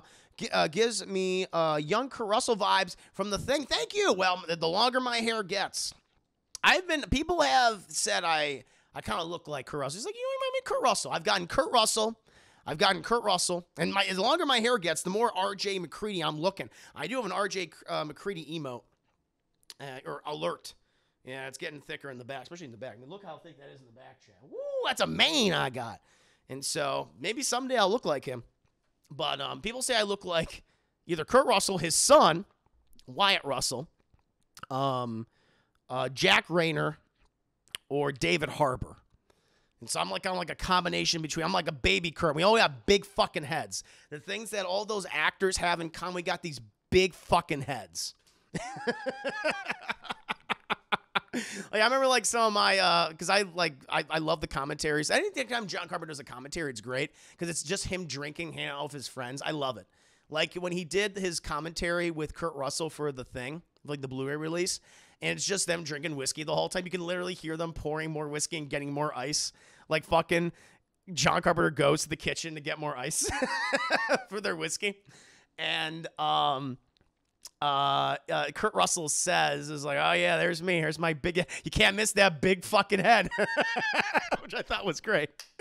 Crystal cosplays Papa Harbour. I could do that. Like, listen, if they ever do a flashback, oh my God, like I have to try out for this. If I know Stranger Things season, I know that season 4 is already shot, but if they're going to keep doing more seasons, if they do like a prequel episode where it's a young David Harbour, I am going to try out for that part. I'm going to fucking do it, Chad, because I look like him. I look like a young David Harbour. I can fucking pull it off. I could do it. I can absolutely do it, Chad. I mean, look like Harbour. 11, no, L, or whatever the fuck he says. Oh, Chris says Wyatt Russell is asshole Captain America. Yeah, asshole Captain America. No CGI need. You don't need no CGI. I just naturally look like him. People are like, who the fuck is this kid? People be like, is that David Harbour's son? I'm like, nope. Genetics. Oh, is David Harbour dream? Yeah, maybe I've been David Harbour the entire goddamn time. This is like a mockumentary performance. All right. Indeed. You already shot. They filmed it somewhere. Yeah, I know they did. Oh, did they? That's cool. But they do a prequel episode of a young David Harbour? Get this boy in Hollywood. I'd love to be a voice actor. I've talked about that before. Oh, I'm gonna praise the show that scene. Thank you. I'm gonna try to do it. Like if I know they're gonna go into prequel time, I was like, okay, I gotta rush over this. Like I can be him. Please. I think that'd be pretty cool. It'll be my acting debut, chat. And then they'll do a prequel series, and it'll be funny enough. We did some creepy supernatural shit when we were kids. I'll be so dumb. But I get paid. Oh, there was a boy in high school who had a crush on me because he said I looked like Selena Gomez. Nice. I was low, I wish. Well, no, it's nice of him to say. That's pretty good. UKB David Marina. I'm not familiar with David Marina. I'm not picturing Chris as the Easter Island head from Night of the Museum. What? Dum Dum gives me gum gum. Oh, that's right. I remember that. He goes, David Harbour, can I have your autograph? I'll be like, oh, of course you can. That'll be $45. Porn parent, I can do that. Definitely that. Prequel episode or flashback. Exactly. Not like I would go flashback or prequel episode. Let's fucking do it, chap. Hell yeah. And when people say I look like Josh Gad, you want to build a snowman? It's summer. Or whatever the fuck his song is. I know he's all about fucking summer, chap. Oh, I don't know what the hell we're on. Oh, yeah. And Vanny's asking if I have time for an extra question. And Vanny, matter of fact, I do have time. Video game question. If you were in charge of making KOTOR 3, what would the story be? It would be Revan's return to the galaxy. So, at the end of KOTOR, I mean, really, the canon ending is Revan defeats Darth Malak and he helps the Republic defeat the Sith, or at least Malak's Sith fleet, all right? And after that, he's given like a fucking medal, and all his friends are like, yay, and shit, but... and that's it. That's really it. Or you can do the dark side ending where he's like, I'm evil again. Here I am on Korriban. Thank you, Luke Boss, for 2 minutes. It was a play on words, Harbour, Miriam, or some. Oh, gotcha. Fair enough. But if they go, but then we go to the sequel, and it's talked about how Revan is gone. He's left the galaxy. No one knows where the hell he went. He went to the unknown regions. It's said that he went to go fight the real Sith. Chad, this is explored in books, and it's explored in the Old Republic MMO. And everything, but who knows if that's even canon anymore. If I were to do like a proper sequel to KOTOR, I would have it where that was true. He did go to the unknown regions, although maybe to discover where the true Sith are. you know, where he was influenced, like him and Malak were influenced and brought to the dark side and then sent out by the evil emperor to then conquer the galaxy, you know, in his honor. But I would like the idea of him leaving because it's a combination of two things. One, it's that, and it's also because he feels manipulated and betrayed by the Jedi, because a big crux of the original game, which I think would be really interesting to delve into, is the fact that the Jedi, he was captured by Bastila Shan, chat, and instead of executing him, they said, well, you know what? Let's just fucking use him. Let's use his body to get what we want. And they basically just brainwashed him. They used the Force to fuck up his mind and turn him or her's mind and turn him into a puppet, basically. And he has his whole new personality. It's like all these memories of like his family and of his life, they're all fucking fake. And that happens. I'm like, that's a betrayal to me of the Jedi, and shows what hypocrites they are. And I think it would be really cool if it's like he leaves, either with Bastila or whoever, he just goes by himself. Maybe he tried to do a relationship with Bastila, it just didn't work out. He's gone for a number of years. Let's say 5, let's say a decade. Who knows how long, you know. But some time has passed, and he comes back, and the true Sith have returned. They're trying to conquer the galaxy. We have all these Sith lords. The Sith are fighting amongst themselves. The Jedi are fighting amongst themselves. It's a true civil war. The galaxy's in chaos. But Revan, I like if they could do this. Like you can go dark side, you can go light side. But I like the idea of Revan being the one to introduce the concept of the Grey Jedi, which has been explored both in expanded universe novels and canon. And the Grey Jedi, which takes both, I think, the best of the Jedi's teaching and the Sith's teaching, and uses them in unison to try to live out the absolute best of the Force and what it can bring to yourself and to other people. Not being so selfish, but not being so selfless that you don't care, that you lack empathy, which the Jedi have been accused of. And he creates the Bendu, which is what they're called in the new canon, chat. We're introduced to a Bendu in Star Wars Rebels. This is who Kanan Jarrus and Ezra Bridger meet on that one planet that they have the first base on, where they have to fight Thrawn and stuff. They encounter a Bendu who uses both the dark side and the light side, you know, for themselves. And I'm like, to have Revan be that individual who's like, I see the flaws in each of these teachings, and I want to start a whole new order.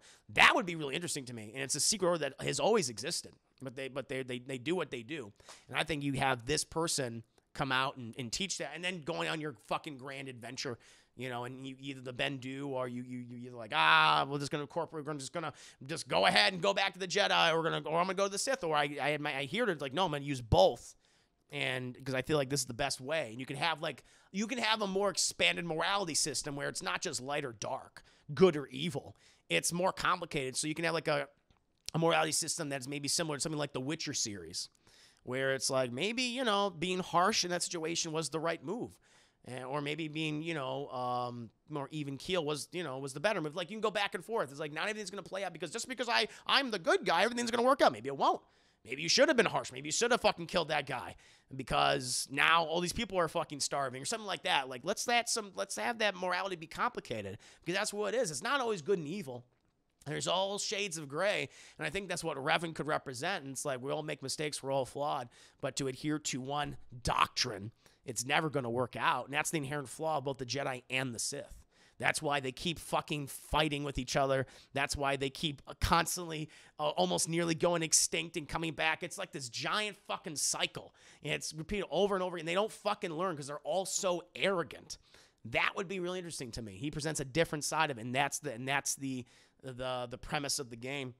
And you go on this grand adventure and everything, and you know, you meet up all these you see these new characters, these older characters, and now they're older. I think it'd be really cool. You can either continue romance with Bastila Shan or Canderous, or not Canderous, Cartho Nasi, because those are the two romance options in the game, I believe. If you were female, you can romance Cartho Nasi. If you were male, you can romance Bastila Shan. I think there was a cut romance for a gay. It was a gay female romance with I forgot what the cat face girl. She was she was supposed to be a lesbian romance, but they cut that, sadly. But you can bring her back, and you can do that, and you can expand upon that. I think that'd be really, really awesome. if they do that. That would be my base premise of the game, and where Revan's like, fuck you to the Sith and fuck you to the Jedi. But then you can go back to either if you care, or you can go down your new fucking path. I think that'd be really, really interesting. Cheetar, no, not Cheetar, the cat lady. I don't remember what her name is. Jahari? The name is Jahari. But that would be my basic premise. I think it'd be really, really cool, but I would like to emphasize like a really diverse morality system where maybe not always the right answer is the right answer. Maybe if you make an evil choice, but it was actually the right choice in hindsight. I think that'd be really cool. Yeah. That's what I would love, chat. I know that there is room. Like, I think that you have one developer. It's the people that did the Republic Commando remaster. I think they're working on a KOTOR remake. But there's been speculation. There's been rumors of a KOTOR 3 game in production at BioWare or something. In any case, I really do want it. Whether it be a reboot. There's been rumors about they're rebooting it, KOTOR, and it's going to be incorporating 1 and 2. Stuff from 1 and 2, and it's going to be Revan maybe. Who knows? I mean, if that's the case, cool. I think that's neat because I don't think 2 fails and falters in a number of ways. I mean, it has some great stuff and some characters that are awesome. I love Kreia. Kreia's one of the best Star Wars characters out there, especially from the video games. And you want to bring her more than that, I'd be all for it. Or if they are doing a proper third one, I hope they do that. Like, because what they do with Revan, in the MMO and the books is kind of just fucking crazy. Because he's constantly going back and forth. Light, dark all the time. It's like, rabbit season, duck season, rabbit season, duck season. It's like, how about he takes the initiative and like, no, fuck both of these. I'm going to do my own thing. I think it'd be really interesting. Cadbury goes to sleep up in a cart with all 4 other NPS Star Wars Skyrim. Yay! Yay. Jahari, that's it. Thank you, Sage Snake. Jahari, that's her name. But that would be my idea. I would love that. I think we're going to get it someday, chat. They'd be fucking crazy not to. We should have got that game probably years ago, but EA's been fucking up and tripping with their own goddamn thing of the Star Wars license. But whether it be BioWare or someone else, I'd be all for it. Chat. Now, chat, thank you, Vanispheres, Vanny, for being a Juice Game subscriber. Thank you for your patronage. Thank you for your patience. Excellent questions this week. I love KOTOR. I love talking about it, man. And this was an absolute pleasure. But now, we're going to go on to move on to another person's question, chat. And this is Austin. Austin, thank you for being a Revanite subscriber. Appreciate that. Question 1. With April, Neil, and Cat Dog appearing in Nickelodeon All-Star Brawl, what other Nicktoons would you like to appear in the game as well? Some people don't know. Like an All-Star Brawl is a fighting game, chat. I think it was released like, a month ago, 2 months ago? Where it pits, it's like Super Smash Bros. Where it pits various Nicktoons, chat, from the 90s, 2000s, the 2010s against each other. You have people like, as he just said, April O'Neil, Cat Dog, Danny Phantom, Helga Pataki, Reptar, Nigel Thornberry, just beating the shit out of each other, chat.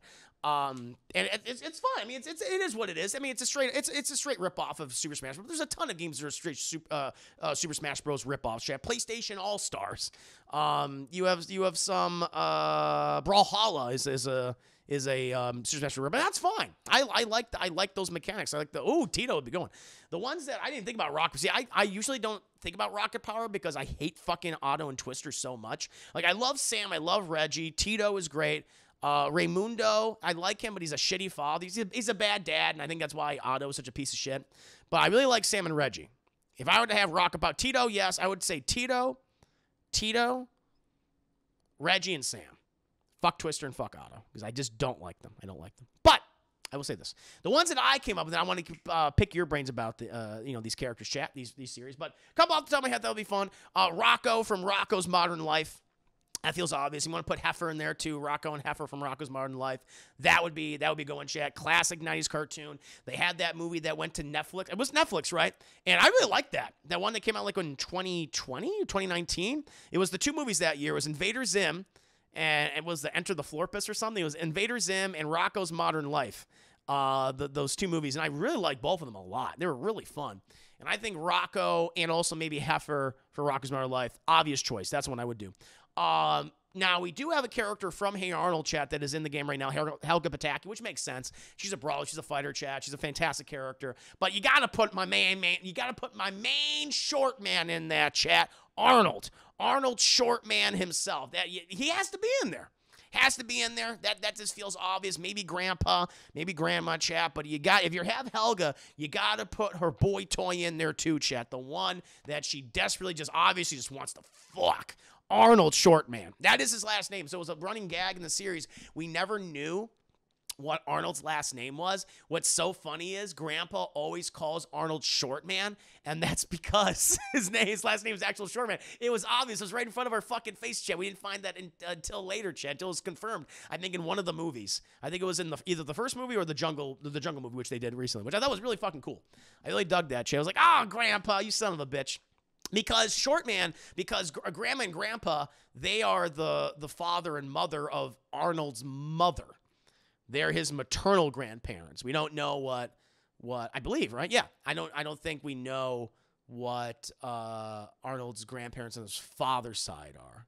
I think that's what it is. Yes, correct me if I'm wrong, but I think that's the case. So, yeah.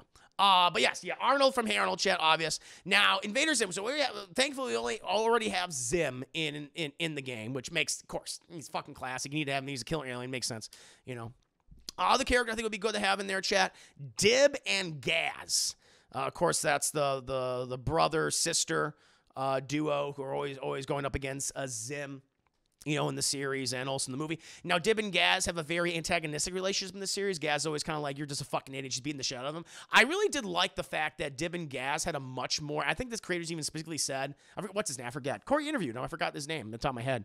But he said, I wanted to give their relationship to be like a little more wholesome and to actually make them brother and sister. They do love each other. I really like that. So have Dib and Gaz in the series, or excuse me, in the game.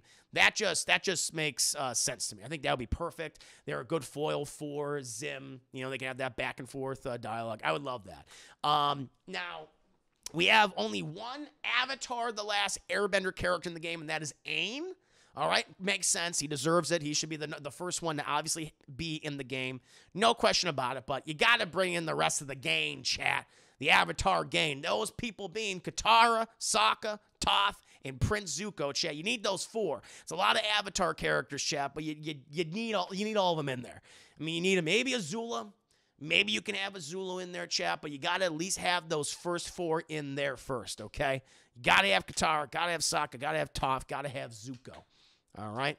That needs to happen. Now, let Korra, we have some Korra representation, chat.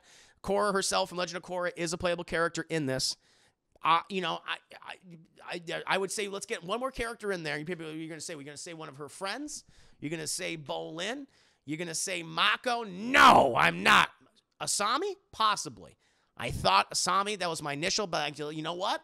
Let's get a villain in there. And I think a great villain to have in there is Amon. He is by far, in my opinion, by far the best villain in The Legend of Korra. Love the idea of the Equalist. I went on like a 45-minute discussion about how the entire series he should have been the main villain for the entire goddamn thing. The Equalist movement should have gotten more fucking development, but it did not. They just fucking dropped it and moved on. I was like, that was a big fucking mistake. Big fucking mistake in my opinion, chat. But let's get Amon in there as well. That is obvious to me. I love that character. He's my favorite, probably my favorite villain across the entire series and Avatar: The Last Airbender. I just love, because it's like, oh, I get what you're doing. It makes sense. It makes total sense to me. And it's, you know, exploring the idea like there is this classist, you know, view of people, those who are benders and how they're like, you know, they're the higher class. Those who are not, you're like, you're stupid because you can't bend. I was like, that's interesting. I really love that. They should have explored that more thoroughly. And I don't know why. Sorry for the long post. But I was watching Legend of Korra yesterday, and I found out the Cabbage Man created a corporation. Yeah, he did. Cabbage Corp. I laughed so hard when I saw the ads. It's in Korra. It's in the first season. My Cabbage Corp. Yeah. Last group of characters, chat, from SpongeBob SquarePants. Mr. Krabs, you know, get fucking Clancy Brown to voice him, and of course Squidward, chat, my sad boy Squidward. We need both of them because we have 3 SpongeBob characters. We got SpongeBob, we got Sandy Thick Cheeks, and we got Patrick Star, and we need some Squidward representation, and we need some Mr. Krabs representation, chat. I think those are the ones. People have been mentioning the Rugrats. I agree. I think we should definitely get fucking Tommy Pickles. Definitely get Chucky Finster in there, chat. I mean, those are probably the 2 you need because they're the dynamic duo. It's, yeah, you know, Tommy's friends with Phil and Lil. You know, he's friends with, you know, Susie. the other one. Kimmy, I think. But I mean, it's got to be Chucky. It's got to be Tommy and Chucky, chat. I mean, they're that's his best friend. They gotta go with those. Angelica, they could also do Angelica. Want to do a villain? If they want to do a villain, that would be fine. If they want to do like Tommy and Angelica, I mean, they are family, they are cousins. I would be okay with that. I want to get Chucky Finster in there because Chucky's a good guy. He's smart. He's like, I don't know if we should be doing this. I just want to fucking play with my blocks and eat applesauce. And they're like, let's go on an adventure. He's like, fucking Tommy Jesus. Oh, by the way, this fucking blew my mind because I was reading about this. So I grew up with Rugrats. I grew up with Tommy Pickles. I grew up with Chucky Finster, Angelica, and all that shit. And I read today, and it blew my fucking mind. I couldn't believe it. But, because I was like, it made me feel old. Tommy Pickles beating the fuck out of people. I could say, yeah, right? Look, that might be funny. I'd be like, yeah, let's do it. Him just, beating the shit out of Squidward or Nigel Thornberry. Marianne, the baby. They did a crossover movie, like, what, in the early 2000s? Naked Two Biddies. But I learned, chat, that Stu and his, what's the mom's name? Debbie? I forget the mom's name. But Stu Pickles and his wife, they're like 32 years old in the show. I am 2 years away from being as old as Stu Pickles in Rugrats. And I'm like, oh.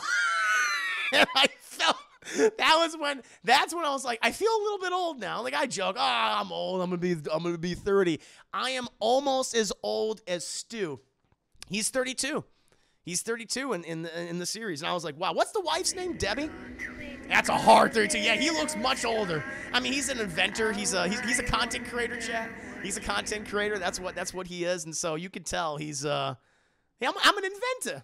And yeah, he spent many a long night. Dee Dee, that's it, Dee Dee. I thought it was like Debbie or something. Dee Dee. Yeah, Stu and Dee Dee, I think. Stu's always depressed. He's got that 5 o'clock shadow. He's always dressed in nothing. I think he might be colorblind. That's why I was like, why are you dressed like that? It's because it's funny. But I think you might be colorblind. Actually, was that established in like a episode that Stu was colorblind? I feel like one of the characters was colorblind in the series. Because they always had this episode that addressed like real life shit, A lot of episodes about Judaism because Debbie's family she's Jewish and her family's Jewish and Grandpa Boris and stuff. Stu Dee Dee OnlyFans will be doing now. Stu stays stressed the forever 5 o'clock shadow. All those little dots. And he has his older brother, Drew. It's Drew and Stu, right?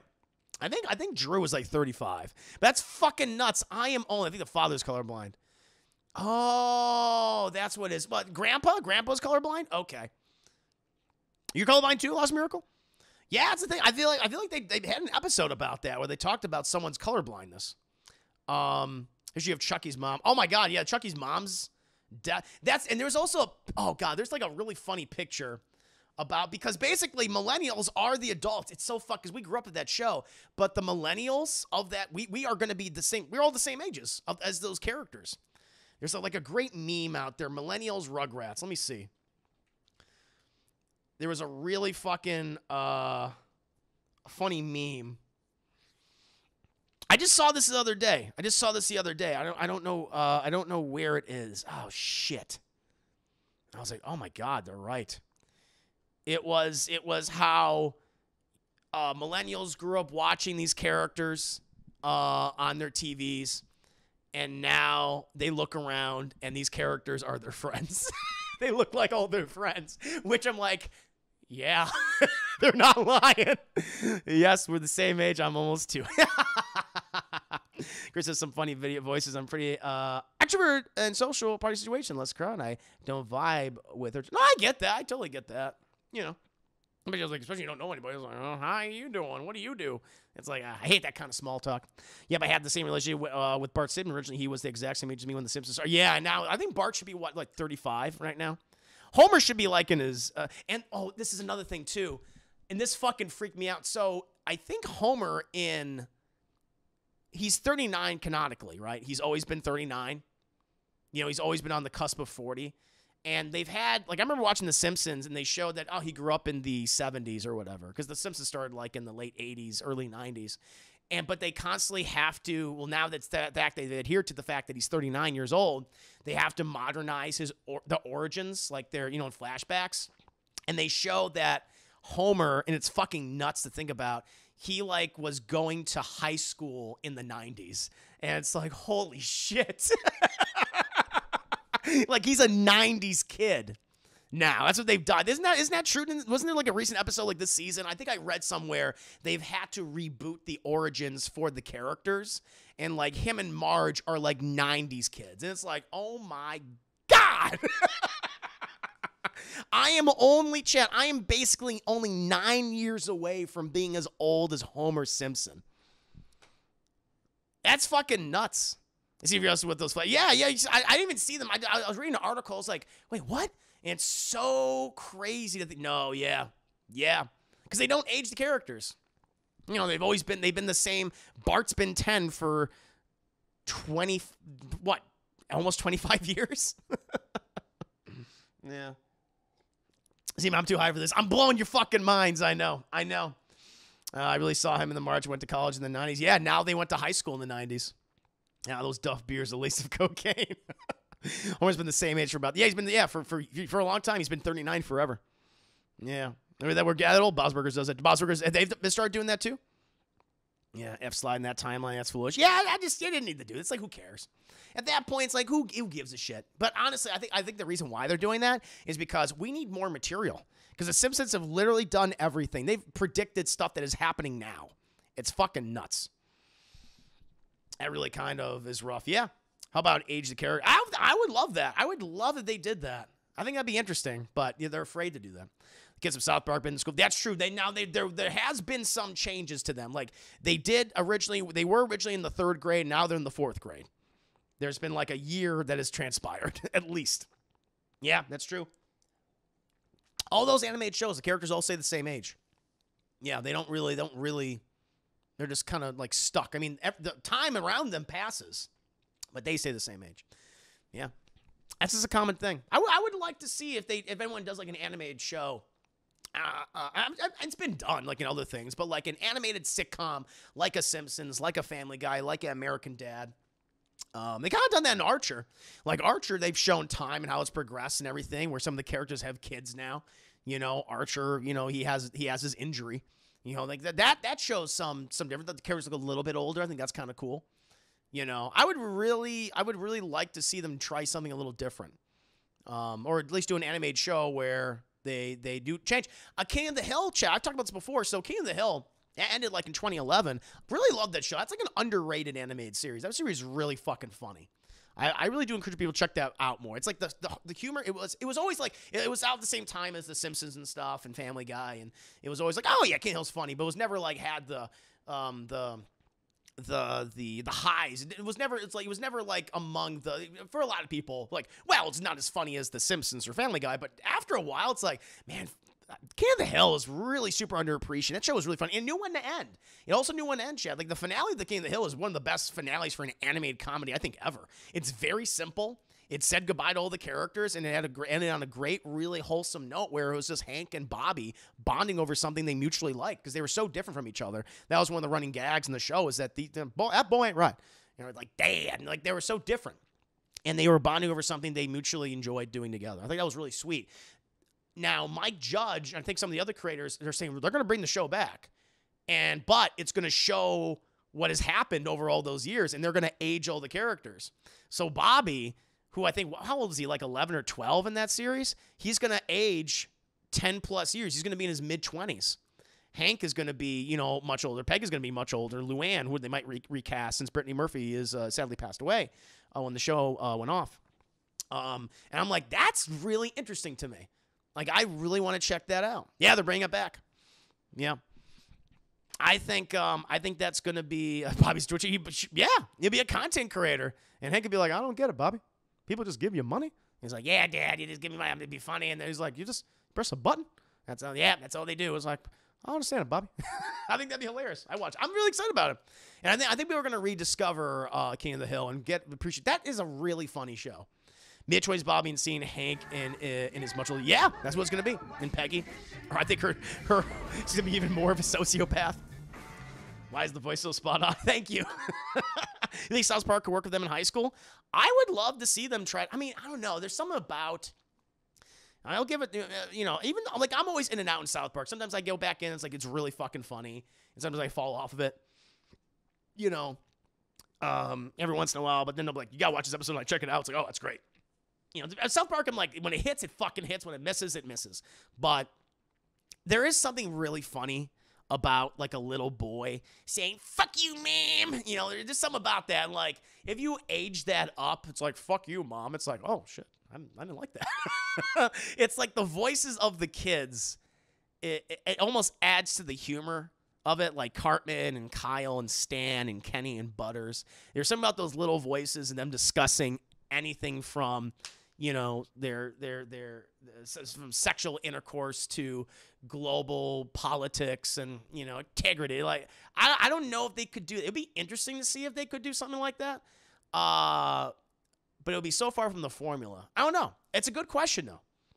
I would kind of like that. I got to check out the Pandemic special. They're really good. See the film theory that Bobby isn't Hank's son. Oh, yeah. That he's actually, what's his name's son? The sad guy who's always trying to kill himself. Oh, God, what's his name? Help me out here, chat. Well, I'm just on my roof. I'm going to kill myself. All right. Bill. Like when he goes on his ranch house, it's really like maybe 10-foot drop, or, hardly anything.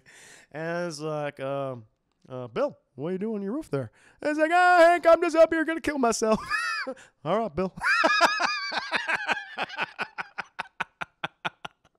He had a very sad life, Chad. Bill had a very rough life. Yeah, because Hank and Peggy were struggling to conceive because of Hank's very narrow urethra, which was covered in an episode of King of the Hill. And apparently Peggy and Bill had sex. That's confirmed, right? Because when you look at Bobby and Bill, they look exactly like each other. It's like, whoa, holy shit. That might be Bill's kid. Because Bobby does not, but the thing is, Bobby looks like Cotton. That's the other thing.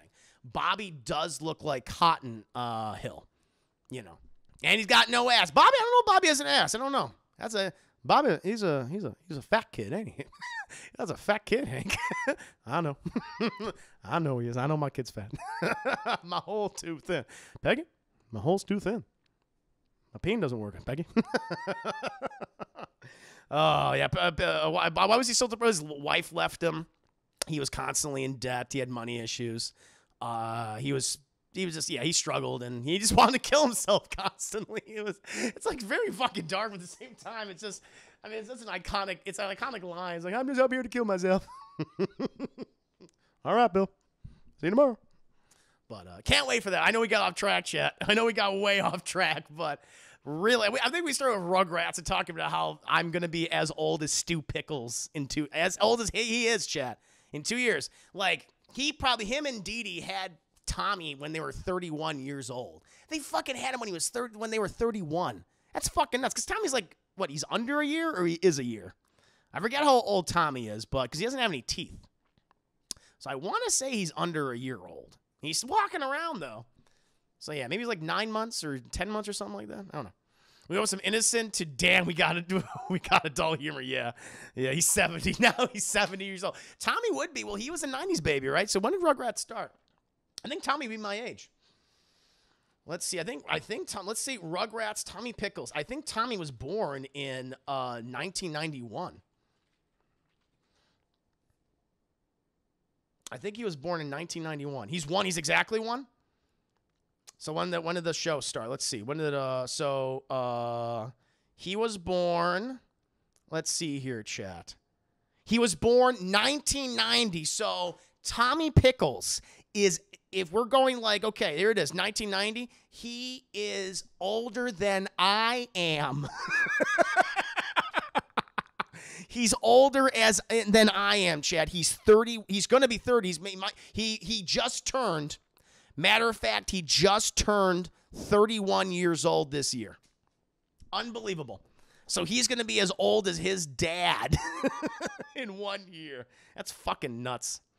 I love that. Trying to be 32, yeah, because he was 2 in the series, yeah. So he's 32 years old. And so, yeah, they probably have kids too. You know what? That was one of my ideas. I hate to keep getting off track, but it's because they did that rebooted series where it's all fucking weird CGI claymation, and it concerns me. When I look at it, I get queasy. I don't like this. It makes my tum hurt. It makes my tum hurt, chat. It doesn't feel good. And I said, like, if I was going to reboot Rugrats, I'd be like, I wouldn't, because they did do that sequel series called All Grown Up, where they're all like preteens or just about to be teenagers, where Tommy's like, he's 12 or something, Chucky's like 13, they're going like the middle school or into high school, and like Tommy wants to be a filmmaker, and it's interesting. I like that. I would just do it where they are now adults, so Tommy's 31, Chucky's 32, and now they all have children. Now they're the new Rugrats. I think that's what they should have done. And it's like, oh, this is so cool. And then, people who are our age, who are having kids now, we could watch it along with our kids and like realize, like, I remember growing up with this fucking show and seeing these fucking adults as babies, and we grew up with it. Like, that's what I would do. All fully grown up. Yeah. Yeah. That's what I would do. That's what I would do. I think that would be awesome. And you can have them where, because it was always implied that Tommy and Kimmy was like the relationship that was going to go. It was going to be like Tommy and Kimmy were going to get together, which makes sense. It's Chucky's, adopted sister, and that's his best friend. So yeah, they could be like, hey, we're, my brother-in-law. That makes sense. Chucky, I always felt like was going to be with Susie. That's how I would do it, chat, Phil and Lil, they find someone, whoever the fuck. But, Angelica, she, she finds somebody. But, yeah, I always figured that'd be really cool. Like, Chucky gets with, Jesus Christ, help me out here. Susie, and, Tommy gets with Kimmy. I think that would have been great. Make it dark and gritty. Hell yeah. That would be good, having them as new parents in New Jersey. Yeah, and they're struggling just like their parents did. And, you can have Stu as the new grandpa and Dee Dee as new, and grandpa is still alive. Somehow he's still fucking alive, but he's like 90. He's like 90, because he was still alive and all grown up, but he was like super old. I mean, you can have the episode where he does die. You could because Rugrats did get darker. That they had the whole thing with Chucky's mom, where she died of that disease, and in her late 20s. Early 30s, but you can have an episode where like grandpa dies, his great, Tommy's, grandpa, or his son or his daughter's great grandpa, and that would fucking, well, that's the finale of the first season, chat. I should be writing this fucking show. They should have went to me. That would make us all cry, and people were like, this is amazing. Where it's sending off grandpa because he does pass away, and you have all these memories of him. Tommy, all these memories of him. All the Rugrats have all these memories of him. And Jug will be Instagram hot, getting with sugar. Yes, she would do that. Her new husband, her second or third husband. Yeah, I agree. Oh my lord. Yeah, like Tommy's little brother Dill is like a psychopath. He's like weird because he always was weird. Yeah, that's how I would do, chat. Don't make me cry, please. Giving it like a Zack Snyder versus dark and gritty, and it's a blue-gray filter on it. No, seriously, Jug would get. Yeah, she would. Her mother did. Her mother got Botox. That was a running gag in the in All Grown Up, is that she kept getting plastic surgery and always looked like that in the episodes. I remember distinctly. But yeah, I would do with that. Like, because the Rugrats did handle dark material. And I think that would be perfect for the show. Like, that's the finale. It's like, we got to deal with this death. That's good, because you teach kids about death. His mom finally ran off with Jonathan. Yes, I love it. Oh, yes, Jonathan. Oh, my God. Yeah, that's perfect. And Drew's all fucking sad. That's great. I think they didn't want a sequel because All Grown Up was a mixed bag. I liked it. I mean, I don't remember, like, about being too bad. But, I would think it would have been cool. I mean, you could have had the exact same concept. It's just a new generation, and they're dealing with problems that we're dealing with now. I mean, it's it's sugarcoated a little bit because it's for the kids, but at the same time, it's like, you can make this for adults. You can make this for the old fans too. I think it would have been fun. That's what I would have done. That's what I would. You could have literally called it Rugrats again, but it's them as adults and them dealing with their children, their babies. I think that would have been awesome. That's just me. I think that would have been really cool. Isn't Phil and Lil's mom? They killed their dad off, right? He's no longer in the series anymore, because their mom is now gay, and so they just wrote that character out. He's gone. Howard. Howard. That was his name, right? Howard. What's that, Howard? Or no?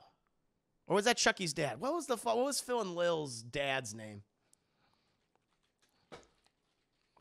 Phil and Lil's dad. Yeah, they because they changed it. What was his name? Howard. Name was Howard. Yeah, he's not in the show anymore. They just strip. He just doesn't exist in the new one. Soy boy beta cock. And now it's what's his? Yeah, now she has like who's the mom? I don't know. Maybe she's a single mom now. No. It's interesting, chat. Howard got canceled. Howard's dead. They killed him. I bet they already thought to do it with them as parents, but it fell at the fact that I guess all grown up probably wasn't as successful as they were. Yeah, I would have loved if they'd done that. I think that would have been cool. That's just me. But look at this, Austin. Look at your question. Oh, I know he already went to bed, but your question has inspired so much conversation, man. I have to move on to the next question. Should I do? Because we're going to keep on. That's what happens. We just keep going on and on and on. But I love it. I love having these back and forth with you, Chad. It's just inspiring. It's really, really cool. But now we can move on to Austin's second and last question. Question 2, with Marvel Midnight Suns gameplay being shown this week, what characters would you like to see in that game? So, chat, the whole concept of Midnight Suns is, as Corey would say, it's Marvel with magic shit. He's not impressed with that game. He did not like what he has seen so far. But the whole concept is you're basically, you have your own player create a character who's resurrected from this sarcophagus to fight this evil, magical Cthulhu-esque, literally Cthulhu-esque threat. That's what it is. And this character can be male, female, or whatever. You can have, I think you could select from 40 different powers, Chad, be magic-based or tech-based or what have you, anything in between. That's good. I kind of think that's really cool. You get mix and match your costume and stuff. I like that. Be your own hero. I think that's really cool. And they've already confirmed a couple of characters, at least so far. I mean, who knows? They could add more characters. Could be some of those we haven't seen yet. But I want to tell you the ones that have already been confirmed. Captain America, Iron Man, Captain Marvel, Carol Danvers, Doctor Strange, Nico Minoru, which I don't know who that is. I don't know who Nico Minoru is. So if someone wants to say what that, let me know. Please do. Because I'm like, I don't know who that is. Wolverine, Logan, of course. Magic, Colossus' sister, an X-Man chap. Her and Wolverine in the X-Men representation. Blade, Ghost Rider, and again, the Hunter, which is the player control character. From Unaways. Okay. So yeah, they did release gameplay the September 1st. It was a couple days ago. You can check that out right now. It's turn-based of card combat. Now, some good ones. Daredevil and Hawkeye, very good choices, man. Those are actually two of mine that I put on there. But I'll keep, because I want to pick your brains about this, chap. Burritos, I think the card system just killed half the hype. It probably could have gone. I think this is interesting, but I look at the Kingdom Hearts Chain of Memories, the least well-received Kingdom Hearts game because of the card base, and people just don't like it. Yeah. I mean, it's definitely, I think it's because people, they see that and they think, oh, it's going to be complicated, which it might be. It's definitely a change from typical Firaxis XCOM combat, which is just a strategy, it's turn-based strategy shooting game, basically. When you look at, Enemy Within and Unknown and XCOM 2. The card thing is interesting, unless you're trying to court the Magic, the Gathering. It could be they're trying to court, and I could kind of see this. They're trying to court Hearthstone players or Magic the Gathering players or Gwent from the Witcher series players. Maybe that's what they're going after. But no, good choices. Vanny, Daredevil, and Hawkeye. Those are both on my list. Some other people, I think Spider-Man is just an obvious one, just because he's so fucking popular. Whether or not he fits into the whole theme of the game, what's magic bullshit. It's just cool to have. I just want Spider-Man to go I don't know what the fuck is happening. This is magic. Because there's a scene in the trailer I thought was very funny where it was Doctor Strange and Magic. They're resurrecting the player-controlled character from the sarcophagus. And you had Ghost Rider doing his thing. But you literally have Wolverine and Iron Man just standing there going we don't know what the fuck is happening. Which I thought was really funny. And Iron Man's I'm going to do this. Wolverine's I'm going to cut it up. I'm going to slice it. Can I do that? And not yet, Logan, not yet. Which I thought was really funny. But some other ones I think, and just have Spider-Man going I'm here to help people, but I have no fucking clue what's going on. I find that pretty humorous. Another person, chat, because it looked like they're going with some some more violent characters. I mean, you have Ghost Rider, of course, which is magic-based, but you also have Blade in there, which I think was really cool. They have Blade, obviously in preparation for the new movie, which is going to be coming out hopefully the next couple of years, yeah. Very interested to see what that Blade movie's got. I think they already hired the new director, or the guy's like, I'm directing Blade, which I'm not familiar with them, but I think that's been confirmed as far as I know. But I would really like to see, if we're going with someone like Blade, who's using guns, who's using blades and katanas and shit, who's a really cool character. I think one that would make sense is the Punisher. Frank Castle's the Punisher, which I think he was actually a part of, because Midnight Suns is based on an actual comic book storyline from years ago, and the Punisher was one of the main players in that series. And so I feel like having Frank Castle in that would make sense, especially you want to have him I want to see his camaraderie of someone like Blade. I think that'd be very interesting. Epic Journey Podcast, good to see you. Hey, Juicy, how's it going, man? We've been talking about everything from Rugrats to King of the Hill, to Star Wars Knights of the Republic. It has been a hell of a goddamn day. It's been awesome. But the Punisher is definitely on there. We were going with more magic-based characters. I feel like Wanda Maximoff, the Scarlet Witch, is an obvious choice. Was surprised she wasn't among the characters. I was like, oh, that seems obvious. She's magic-based. She's the Hex Queen, chat. It makes sense. So I have to get Wanda in there. We're going with more darker-themed characters, or something similar to the Punisher or Blade. I feel like the Winter Soldier would be cool. Get Bucky Barnes, when he's not all fucked and kind of fucked up crazy, but he's still dealing with issues and things. I think it'd be interesting. You can have his camaraderie. Kevin Cap's already there. Have his back and forth of Cap. That'd be really interesting. And people already mentioned Daredevil. Yes, I'm a huge Daredevil fan, so I definitely want that. Daredevil will be going. Hawkeye, I think, would be really cool. You always got to have an archer, Chad. You always need a fucking archer in these games, and let's go and do it. If you have Wanda, Quicksilver, and Burritos, you guessed it. You got my last one. This would be the fucking wild card, chat, because what they're doing this character is, he's a villain, or he started as a villain, but now he's more of an anti-hero. Loki. They're maneuvering Loki to be an anti-hero in the MCU. They already have at this point, and it's I think they'll follow suit in the game. So Loki's like, I'm an asshole. We all know this, but I'll help you guys because maybe there's something in it for me. But I'll help you. I think that would be cool to get, not even have Thor in it. Just they just need Loki's help and Loki joins the team. That would be really interesting to me. I would like to see Loki in this game as well. I think that'd be really, really fun. Oyster Man, hell yeah. OG Blue Suit, Robin-esque Bucky Barnes. Oh, you have different costumes of the characters, definitely. Yes. Think they'll use Cable again since he has a time traveler? Yeah, I wouldn't be surprised. Sure. You can throw Deadpool in there too. Have them go bounce off each other. This is card-based, and Loki could literally be the wild card. Yeah, he's literally the wild card. Yeah, I think that makes sense. Burrito, I'm right there with you, man. Loki, he was my last one. That was the last one I had listed on there. But Gambit, I was thinking about Gambit. More X-Men representation stuff. Gambit would be a good one. Muncher. I like to see Chris in the game. I will be in the game, chat. The Hunter, the player-controlled character is called the Hunter, which is, I guess, fights this threat, this magical Cthulhu-esque threat for centuries or whatever. And so they resurrect this character, and it's basically you get to create who they are. You get to apply. I guess there's at the moment they've said there's 40 different powers. I mean, it could be updated later on, add more, but there's 40 different power sets you can choose from, different costumes, and create your own whole aesthetic. I like that. It's oh, that's really cool. So I can be my own hero. So even if your favorite character's not in the game, maybe you can create your own Spider-Man or whatever, Spider-Man-esque character or whoever they might be. I think that's really cool. Yeah, I think, it's true. If you gamble, you can throw all the cards. I'll throw them all at you. That'd be great. I want Luke Cage says things like, job, turkey. Sweet Christmas. I can see that. Yeah, Luke Cage would be cool. I mean, get the Defenders in there. I like that. Jessica Jones. I think someone mentioned Jessica Jones in there. I could see that.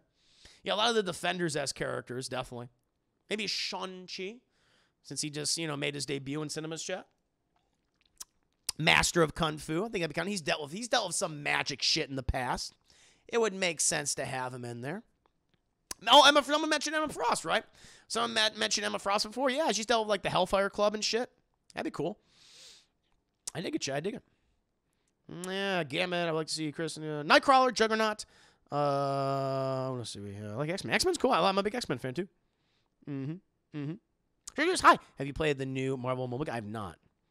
Not White Iron Fist. Yeah, I think they're not. I don't think we're going to see Iron Fist in many things for a while. I think they're going to. I mean, we'll eventually see him again, but they're going to totally redo that character. It's not going to be, it's not going to be a white guy as Iron Fist. I think they're going to go. Let me tell you. So, you know, they're going to eventually incorporate the Defenders into the MCU. I think they're going to the first ones they're going to do. Because I think the rumors are true. I think Charlie Cox is going to be in Spider-Man. I think he's going to be Peter Parker's lawyer. That makes sense. I was like, okay, he'll be a small role, but he'll be there. And there's rumors that Kingpin is going to be the villain. Like Vincent D'Onofrio's Kingpin is going to be the villain or one of the villains in the Hawkeye series. I'm like, that's fucking awesome. And people have been asking Vincent D'Onofrio, and he's like, I can't say anything, which is interesting. I was like, okay, well, that kind of confirms it. So if that's true, fucking awesome. And those are the first ones you got to go with, Chad, because I think Daredevil is the most successful series. Maybe one brain Mike Coulter is Luke Cage. I was very mixed in that series, but hey, do that. Be my guest. Jessica Jones, do that. Iron Fist is the one where it's like, this one has to be fixed. You know, no offense to that actor. You know, because that guy's gotten a lot of hate, and after, I mean, that much hate, that'll affect your mind. That'll fuck you up. You know, I wish him the best in his future endeavors and to get a project that he really identifies. Because I think that guy's good. Finn Jones. I'm wishing the best for him. You know, but if I was going to restructure that character, I would just make him an Asian American. I would do it where he's a guy, you know, it'd be Danny Rand, but he is Asian. But he's lived in the United States. He has no connection with his ancestral roots, you know. And it's the same origin. Just make him where he's like, I have no connection. I don't fucking know. I'm a fucking, you know, millennial American. But then he ends up, you know, and you could do the whole origin where, you know, the plane crashes and he's raised by these people for years, and he gets in touch with that again, and he becomes the master of the Iron Fist. I think it's as simple as fucking that to fix the character, and then you can do that whole thing with him. But you just make him Asian. I think that's just me. Yeah, Loris Tyrell, that was the actor. That was Finn Jones. That's what I would do. Yes, please, no more white guy acting like Chuck. Yeah. I think that's all you do. He's just an Asian kid who just doesn't have any connection. His parents never really connected with that culture either. They do their own thing there. You know, maybe it's generations where they've lived in the United States and they established this corporation, etc., the Rand Corporation, and then he fucking leaves and he comes back and is like, yeah, this is all mine now. But I'm getting in touch with who I am as a person. I was like, that'd be cool. That's what I would do. That would be me. It's a simple fucking fix. It's so easy. Me and Jared Leto to play Iron Fist. I don't know about that one. I don't know. I would cast an Asian actor. I would go with a hold on, chat. I know exactly who I'd go with because this guy's on the rise.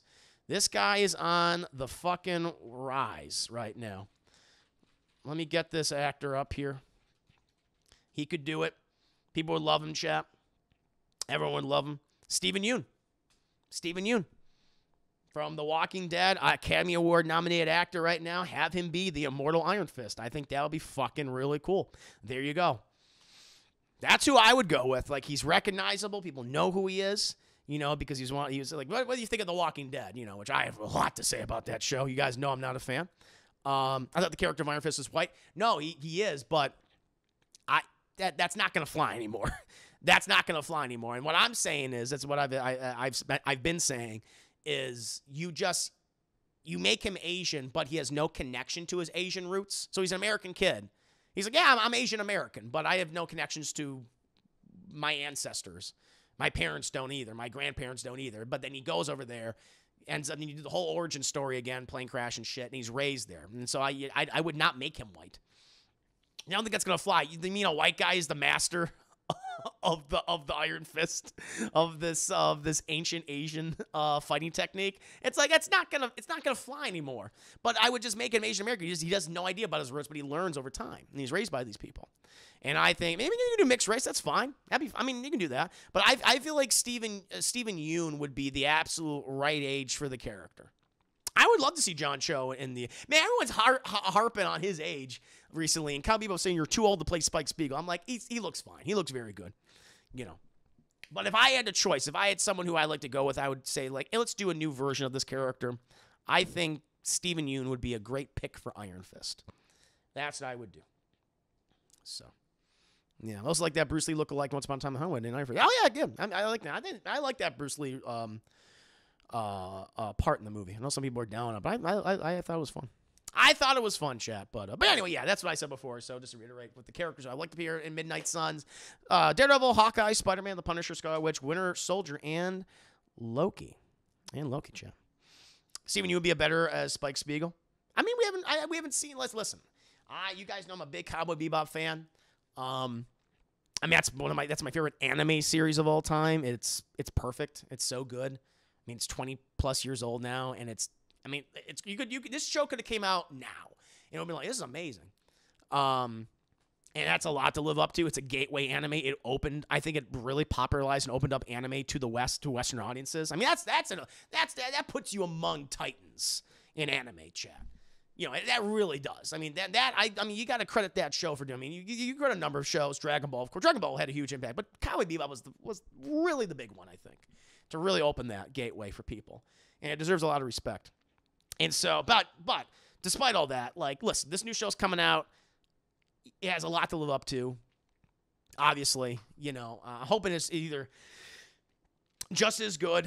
I'm not saying it's expecting to be better. Hoping for the best. But I'm hoping for John Cho. Man, I like him as an actor.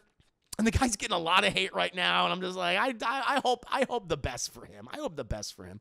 You know, of course I want this series to be good. I never want to you know, it's always fun to, like, talk about something that's bad. Believe me, it is.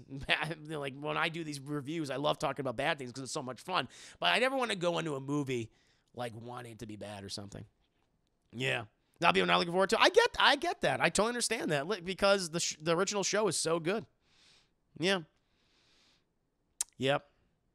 So we'll see. Live action anime is very much so. I agree. Langley, problem was having Iron Fist as the interest in martial arts world in the MCU as a white guy. With Shang-Chi, doing that, I'm cool with having white boy Iron Fist as a supporting character in Shang-Chi sequel. Have represent Kunlun in the Seven Cities of Heaven tournament, a fighting arc with Shang-Chi representing Talao. Coming on the white boys representing Asian culture. You can do that. Yeah. There's other things you can do. Yeah. To each their own, of course. When I was 5, I stapled my thumb accidentally. I left the scar. You shouldn't do that, anime. What are you doing? You stapling your goddamn thumb. They follow. You're my new husband. We'll see. I don't think the problem was white Iron Fist. I thought the problem was white guy with wooden acting and whiny writing. So I don't see why make Iron Fist. So I don't see why not make Iron Fist. No, you know, to each their own. I get it. You know, we'll find out. We'll see what direction Marvel's going to go in. But I would just tell you, I would not be. I'm gonna brace you. Do not be surprised if he is no longer white. And if they do bring him back, you know, or put the character in the MCU proper. I wouldn't be shocked if they do that.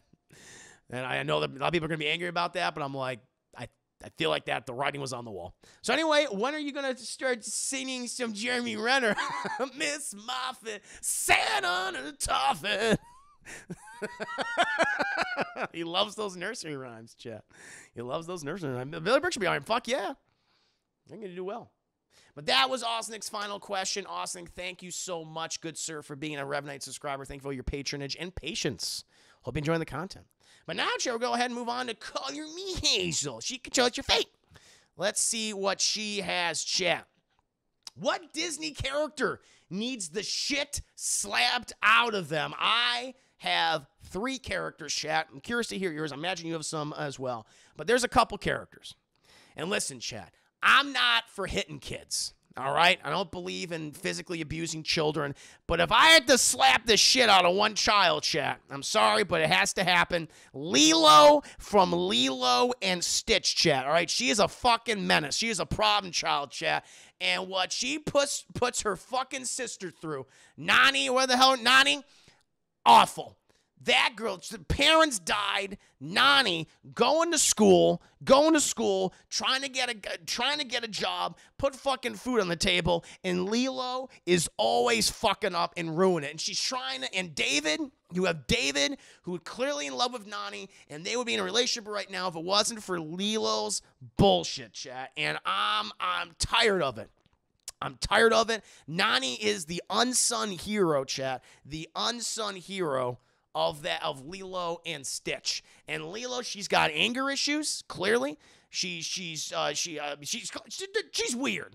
There's awkwardness with her, you know, and she's like beating up kids. She's fucking physically beating up children and stuff. And people, there was controversy, chat. There's like this scene in the movie, I guess, where fucking who was it? Oh, yeah, like Lilo was hiding in. They actually changed. A lot of scenes were actually changing Lilo and Stitch because of, you know, whether it be 9/11 or perceived child abuse. But there's one scene in the movie where Lilo does something shitty because, of course, and Nani is paying for it. And Lilo, like, originally hides in. So the scene in the movie she was hiding under like a desk, and she used a pizza box to hide where she was. The original scene that they had to change was she hid in the washing machine, but test audience said they freaked out because, you know, having a small child in the washing machine is very dangerous because they can break their little derpy fucking necks. Their big swollen water-filled heads would just be batting around in the fucking washing machine. They'd be dead. And so they had them change it. It was a very, because we've seen the thing, why are you fucking doing that thing? And that's why. And Nani goes through so much goddamn shit, and she deserves to finish high school. She deserves to be with David, chat, okay? Because he's a good guy. He's a good guy. He's got his fucking head on straight. He's constantly just drawing, I'll do anything for you, Nani. And she's like, I'm so busy. I can't have a life. And Lilo and Stitch, and when Stitch gets there, they blow up the fucking house. I mean, you know, she goes through a lot. She goes through a lot, chat, all right? And she's thick. She's very thick and very curvy. And she deserves some goddamn respect, chat, all right? And so I would beat the I would slap. I'd be like, I don't believe in slapping children, but Lilo, she'd get one, at least one, and that shit would have stopped. That shit would have stopped quick, chat. That's all I think. Those thighs motivate a man to move a mountain. I mean, you remember on their surfboard? You remember that scene, chat. There was a thing. I talked about this before when I was doing my reviews for Disney films, and especially like late 90s. I mean, well, curves were huge in the Disney Renaissance era, and a lot of those films, like DreamWorks too. They were all about those curves. You know, you pick a movie, and I'll tell you about it. But you know, Hercules, Meg, of course, and Beauty and the Beast. I mean, there's the female characters who weren't Belle had their bazookas going ba boom. They were just on windowsills and birds were landing on them and shit. You know, I mean, it was all over the place. You know, there's a lot of that. At DreamWorks, you had like in The Prince of Egypt, you had Moses with Zazzlebub or whatever her name was, and I was like, God damn, thick. And you know, you even had in DreamWorks' underrated film Road to El Dorado. You had what was the girl? The Mayan girl, Shauna. Fuck, I forgot her. The one voiced by Rosie Perez. Holy shit, we all know. Elastigirl thick, of course. That's always been a thing. But also, even in Lilo and Stitch, chat, those thighs, those curves. I mean, we know what they know what they shell. Thank you, Casface Shell. Amazing. When she's fucking, you got to hit it with your thigh. I was like, ah. Those animators were so horny. They were so horny making these movies. You know, and they're still horny. They're still horny to this day. Tell Little Brave Little Toaster had some hot slots too. No doubt about it. You can put a lot in those slots. Just don't burn it. Don't burn her. Owner's going to freak out and throw you in the trash. That's what happens, chat. Rosie Perez voicer, yeah. Go versus fish. Are you a goat? Or are you a fish? I'm a goat, chat. I'm the GOAT, baby. Here's all time. Good to see you, Go. Just 11 months. 1 month away from a full year. Amazing. Thank you so much, Ghost vs. Fish. Now, you're going to get Weirdo from Hunchback of Notre Dame when horny least you attempt to murder that too. What's his name? Judge Frollo? Yeah. Yeah, that's true. Should have got his shelter on a goddamn right. But yeah, fucking Nani, she had it. She was rocking and she looked good and she went underappreciated. You know, that's why Lilo does a little backhand. That's it. And I tell you what, Stitch might have killed me after I did that, but it would have been worth it. I would have been like, hey, stop this. So she deserves a good old slap. Another person, Ben from Treasure Planet. I'm a big fan of some of the early 2000s, the last of the 2000s 2D Disney animated movies. Atlantis, The Lost Empire, really underappreciated. I love that movie. Just great characters and designs. I love the artwork. Voice acting's really funny. Thank you, Luke Buzz, for the bidding. Then you can put a scene of her getting slapped in live. I hope so. You guys are doing a live action version. Yeah, I'm very curious because that's gonna be interesting. Because a lot of people think, oh, Lilo's so cute, but it's a cartoon. And if they're gonna translate that to live action, there's gonna be people that are gonna be fucking annoyed with Lilo. I'm telling you right now, chat. Mark my words. Remember the stream here at 1:12 a.m. September 5th, 2021. People are going to see Lilo for the little piece of shit that she is in the live-action Lilo and Stitch. People are like, she's so annoying. It's like she always was annoying. I'm telling you that right now, okay? I'm putting it out there. I'm putting it out there, chat. But Ben from Treasure Planet, I love Treasure Planet. You know, of course, it is a sci-fi adaptation of the famous Treasure Island novel, chat, which is amazing. You should definitely read that. It's great. It's great. But I'm a huge fan of that movie. You have a great, that's an incredible cast of people. You have, what's his name? Joseph Gordon-Levitt as the main character, chat, as Jimbo. Just a wonderful fucking film. But there's one character in it who comes in like at the tail end of the second third. And it's this robot. It's this CGI, because the movie's like 2D. And there's like CGI, 3D, some stuff in there. Most of the movie's 2D. But then they introduce like a 3D character to the film. And his name is Ben. He's like a robot. And Ben stands for some bullshit. And he's so all over the place. He's constantly screaming and he's because like he's for the kids. He's the goofy one. He's like the Jar Jar of the movie, and it's like, oh my God, shut the fuck up, just die, just please die already, Ben. I hate Ben. I wish they just killed him. He's a plot device. He's an important plot device that's connected to Treasure Planet itself. He's like, I remember now. We're all gonna die. It's like, we know, Ben. We're all dying right now. But yeah, Ben. Smack. Voiced by Martin Short. I think Martin Short's a talented guy. He is, but did not like that character. Really hated that character, chat. Last one, which I think is an obvious one, Mater from the Cars series. I mean, Cars 1 is it's just a mediocre film. Everyone thought, remember when Cars 1 came out, and they're like, well, that was weird. Like, yeah, we had Bugs Life, but Bugs Life was still entertaining. Like, Bugs Life is a matinee. But then Cars happened like, that was weird. I don't know why Pixar made a movie like this, but we'll forgive them. We'll forgive them. But then they made Cars 2, and I'm like, what the fuck happened? What the fuck happened? With Mater. Larry the Cable Guy, chat, get her done. You know, which I've seen his stand-up, and some of his jokes are, like, he has a very particular brand of comedy, like the blue-collar comedy guys. And there's some of those guys I love. I think Bill Engvall is really good. I think some of Jeff Foxworthy stuff is funny. Yeah, you're a redneck and I think Ron White he's the best out of them all. Ron White is he's a fantastic comedian. I think he's definitely the best out of all four of those guys, in my opinion. Because he has an audience that is across the political spectrum. You can be a Republican, you can be a Democrat, you can be conservative, you can be liberal, you can like him. Like, he is wide. I mean, he covers everything. He speaks. I really like him. I think Ron White's really talented. Larry the Cable Guy, he's very much that. You know, he's a character, by the way. Like, he doesn't even sound like Larry the Cable Guy. Does not have that accent. Like, I forget like his real fucking name, but you know, it's that is very much a character that he performs, and it works. And it's worked out. And he was at the time, I think in the 2000s, the Blue Collar Comedy Tour was like the biggest. I think. Well, I forget what they call it. But because there was already the Kings of Comedy, you know, Cedric the Entertainer and all those guys, and then you had the Blue Collar Comedy Tour, and that was extremely successful. That was, I think, that's one of the most successful comedy albums of all time, and they did that like 3 times, and they each one like topped the other one. It was huge. It was huge. And so obviously the Cable Guy became very, very, very popular, and you know, he was recorded for multiple projects. A lot of them are awful. Most of them are awful, and he also did the Cars series, playing the character of Mater, and they did the second Cars, which the first car was kind of like, it was a story about a guy who just kind of, you know, lost his way. You know, it's like, well, you need a proper train. It's like that kind of story. And he goes to a small town, he finds himself again, yada, yada, yada. And he has this stupid fucking sidekick played Mater's, voiced by Larry the Cable Guy, Gator done, all that shit. And then the sequel is like, he's a spy now. Mater's a spy. And it just felt so uninspired and annoying. And it's just all the things you're like, it's the spy world. You got to be subtle, but Mater ain't subtle. You know, you have to be sophisticated. What? It's like that kind of shit. I'm like, oh, it's like this easy, and it's made for like little kids. All the movies were incredibly successful. They did very well at the box office. I mean, I think in terms of like toys, the Cars series is by far made the most money out of all the other, which is crazy to me. That made like the most money out of any of the other Pixar films in terms of merchandise.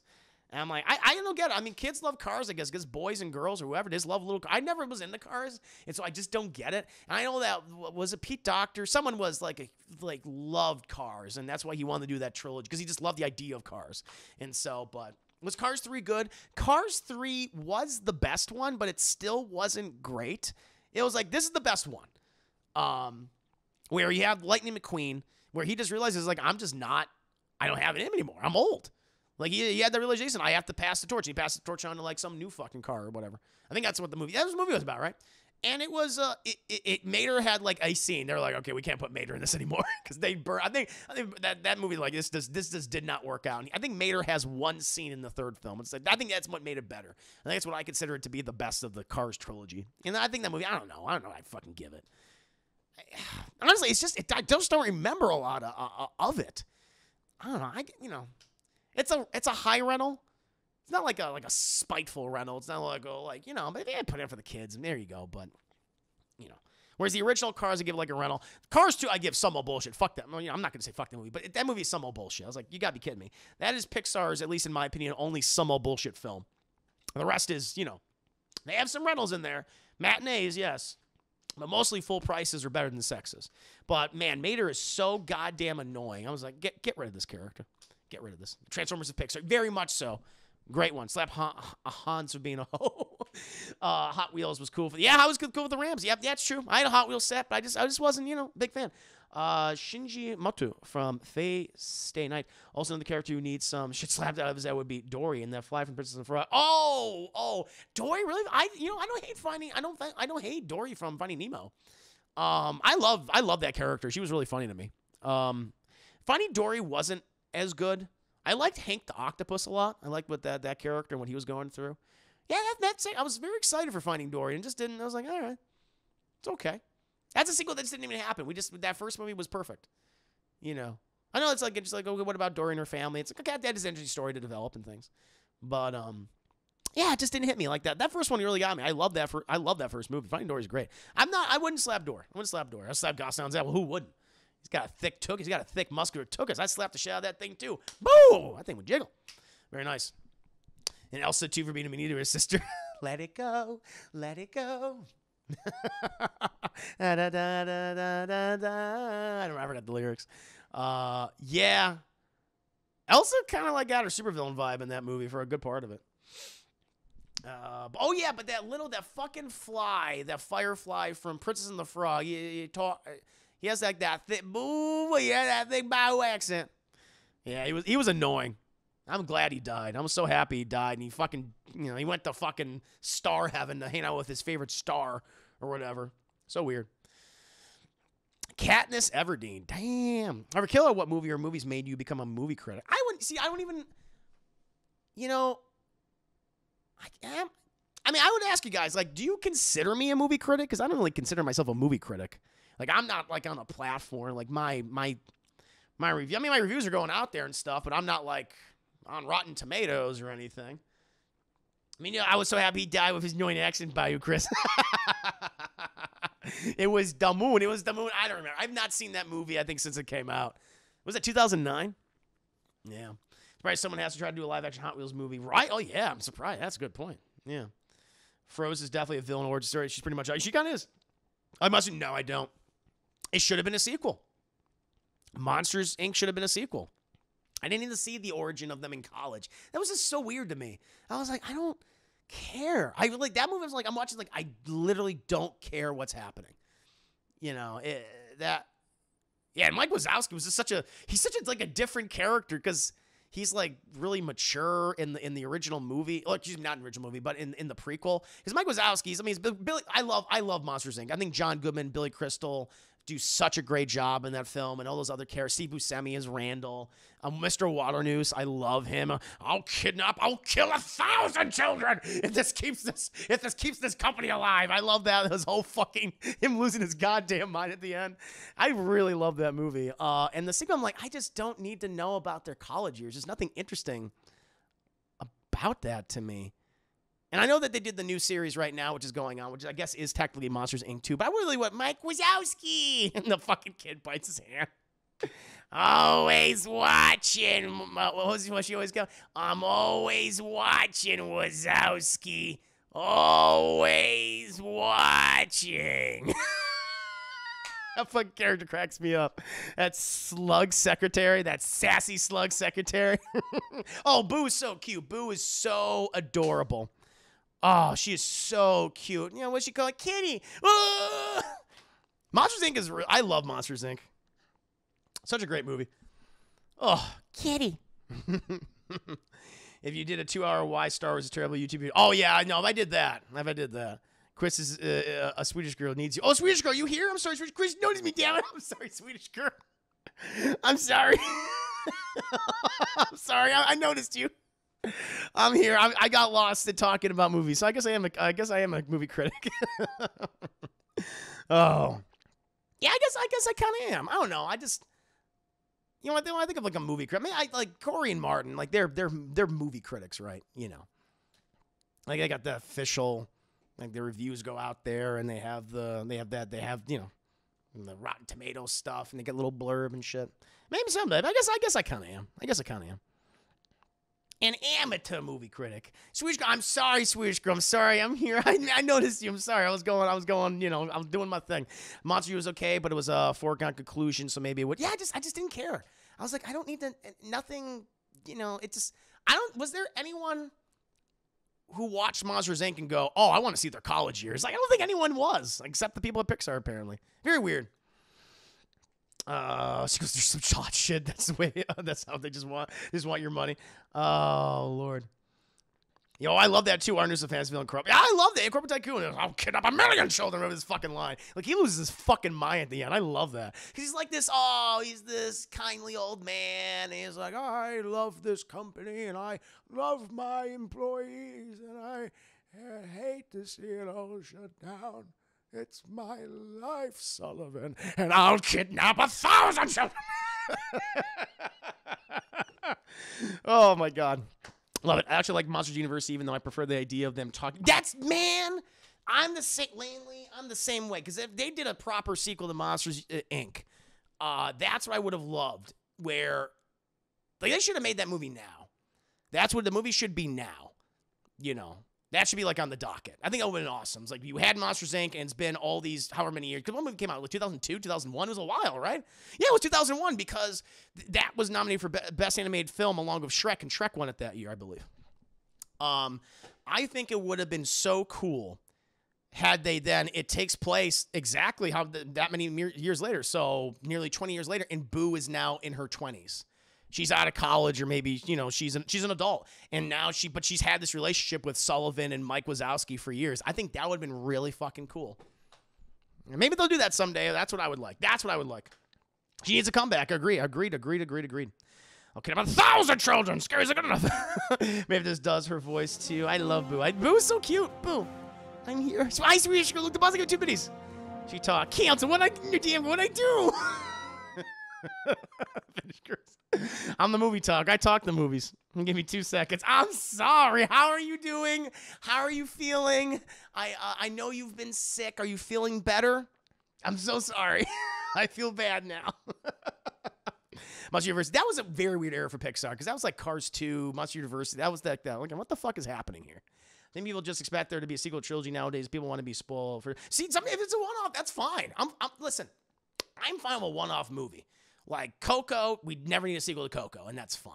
Inside Out, maybe there's like, you could do something interesting with that, but if it's one-off, that's fine. Monsters, Inc., it's fine. But if you're like, we got to do a sequel, it's like, okay, I feel like there was just better ideas. There was a better story than the college years. You know. You see, Martin always brings the best constructive criticism with, I love Corey. Although this I'd always give even the most absolute church and open view. That's right. That's good. Which goes like, notice me, senpai. Why do men do this? I just want to be loved. I'm sorry. But am I right? Please. I heard Monsters Work is kind of like a sequel. Go ahead and check it. I want to check that out someday. As we were talking to Chris Saga Begins. I don't know why they continue to avoid making a proper sequel of Monsters. And Boo, I think that'd be awesome. With the Monsters Activities, I only understood why Monsters U was made because you do kind of look at the Mike and Sully and think, how did this guy like Sully become best friends with a guy like Mike? I didn't ever ask that question. I guess that for me, I mean, I could see that, but for me, again, I'm selfish. I never thought that. Yeah. Am I pretty? Call me pretty. Are you pretty? I'm pretty enough for you. Sounds way more interesting than Monsters. Yeah, that's what I want. Actually, the canceled sequel would have been them finding out the doors are portals through time and meeting old. But that would have been awesome. It's too late. No. Oh, no. I almost view Toy Story 4 as a long epilogue. It kind of is. Am I pretty, Chris? You're pretty, too, Swedish girl. You're so pretty. So pretty. Indeed. Coco Stick is a great movie. It's great. Good Dinosaur is bad. Yeah, I don't remember. I saw the movie, and I don't remember what happened. I don't remember anything about it. Remember the environments were really crazily photorealistic. That was the movie where it's like you had these super photorealistic environments. It was like, this looks almost real sometimes. And then they had the really cartoony dinosaurs and Little Boy. And I was like, these aesthetics don't match. Although I know that movie went through a tumultuous production. It was a very tumultuous production, chat. Where the hell is Criminal? See, it'll happen in the next 10 years. How long did it take to make the second one? Well, the original one came out 2004, right? And so, yeah, you'll get another Incredibles movie. Oh, the one that came out in 2018. So, yeah, you'll get it in 16 years or something like that. 14 years. Sounds about 15 years at least. Honestly, no, Mike and Fazoli are a great duo. Again, John Goodman and Billy Crystal have a great dynamic. I don't know the Disney Pixar memes. I'm sorry. Remember one-off Emmy was better. No, I mean, yeah, I'm fine with those. I feel like Luca's, that's going to be a one-off. Luca's a one-off. And I like Luca. You didn't love it. You didn't like Manny. I don't know, I was wondering if Good Dinosaur existed. Yeah. Yeah, it's a reference when Trixie tells Timmy to come. That's right. Oh, I know that. I know where that comes from. What'd she say? Feed me and tell me I'm pretty or whatever it is. 14 years. Speaking of Sweden, ABBA's first album is almost 40 years. I don't know. Whoa. 40 years. They got that. Yeah, that's right. They got that Buzz. Is that the next one up? That Buzz Lightyear prequel, but it's not about the toy. It's about the guy who inspired Buzz Lightyear with Chris Evans doing the voice. That was a really big surprise. I was like, okay. So it's going to be, Pixar. I mean, they already done a space movie in WALL-E. WALL-E. Eva. WALL-E. The Chet Hanks prequel, that's how he was conceived. And the mistakes that were made along the way. No,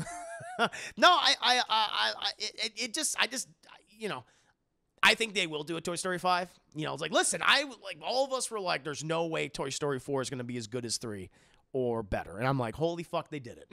I was shocked. I love Toy Story 4. I think that was my third favorite movie that year. It was in my top 5. 2019 was an excellent year for films. And I was like, I can't believe this movie made me cry twice. It made me cry twice. It was blown away. And Forky, who I was like, this character is so fucking annoying, the trailers. I'm like, oh my God, he's so goddamn funny. I love that they literally created a character who's like, I'm trash and I just want to die. And it's the funniest fucking thing ever. I'm trash? No, you're a toy.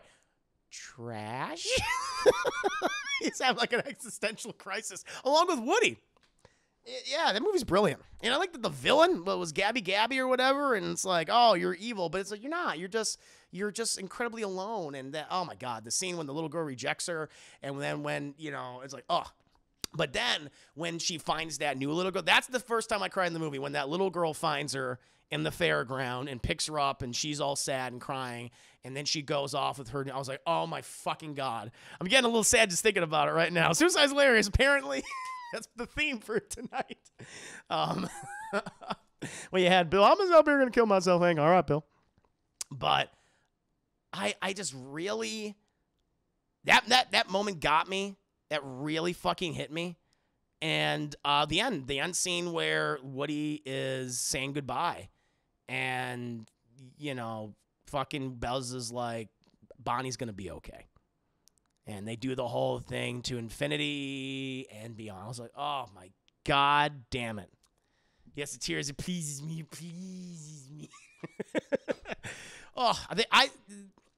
So it's interesting about Toy Story. I know we're always expanding these different topics, and I love it. I love when we go off on a tangent, chat. So it's so great. We literally started off with characters we like to beat the shit out of, and now we're talking about movies that make us cry. So there was a undeveloped Toy Story 4 concept. You can actually find concept art online. We talked about this in Double Toasted, actually. I've probably talked about this in the past, where the whole premise was that Buzz Lightyear was malfunctioning and dying. Because his parts, he has a chip, because part of his, his physiology, he has like a little chip, and he's dying basically. And the toys are like, we need to go get this chip for his model, and they have to go, I think, to Taiwan, because he's made in Taiwan. I think that's a joke, because you actually see made in Taiwan or something. I don't think they wrote China on him at the time. Now they probably would. But it's like made in Taiwan, and I think maybe made in Japan. No, it was not Taiwan. It was Japan. I think it was made in Japan, and they had to go to Japan to get this chip, because he's an older model though. and they were going to run into like these new versions of Buzz Lightyear, like the better versions and things, quote unquote better, and it would have been that. And I think that was I think that was going to be the fourth film, but they scrapped that and they went with the one with focused more on Woody and him leaving. Now, they could do that. They could do, I mean, where Woody may not even be a part of the next movie. I mean, because Woody's doing his own, who knows? Maybe they're brought back together. I think that'd be fucking cool if, like, after all these fucking years, after Bonnie, because you can keep going. You can keep going through fucking kids all the time. Eventually, it's going to happen. And they leave. Bonnie's old, and they're like, oh, shit. Now we don't got, Bonnie, by the way, I'm sorry, Chad, I forgot. I'm going to add Bonnie to the list of characters I'll be going. Because, chat, she mistreats Woody so much, and it really bothered me watching the film. I was like, the fuck are you throwing him around and shit? That broke me.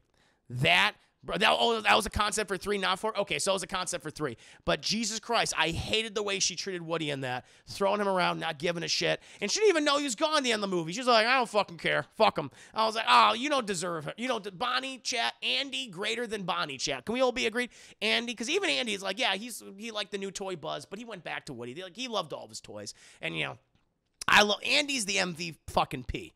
All right? He's the MV fucking P, chat. And Bonnie and 4, I'm like, you ain't no goddamn Andy. Jesus Christ.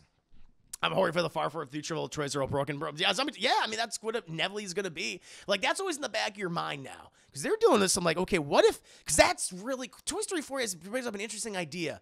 It's like, okay, we're toys, but what if we don't want to be toys anymore?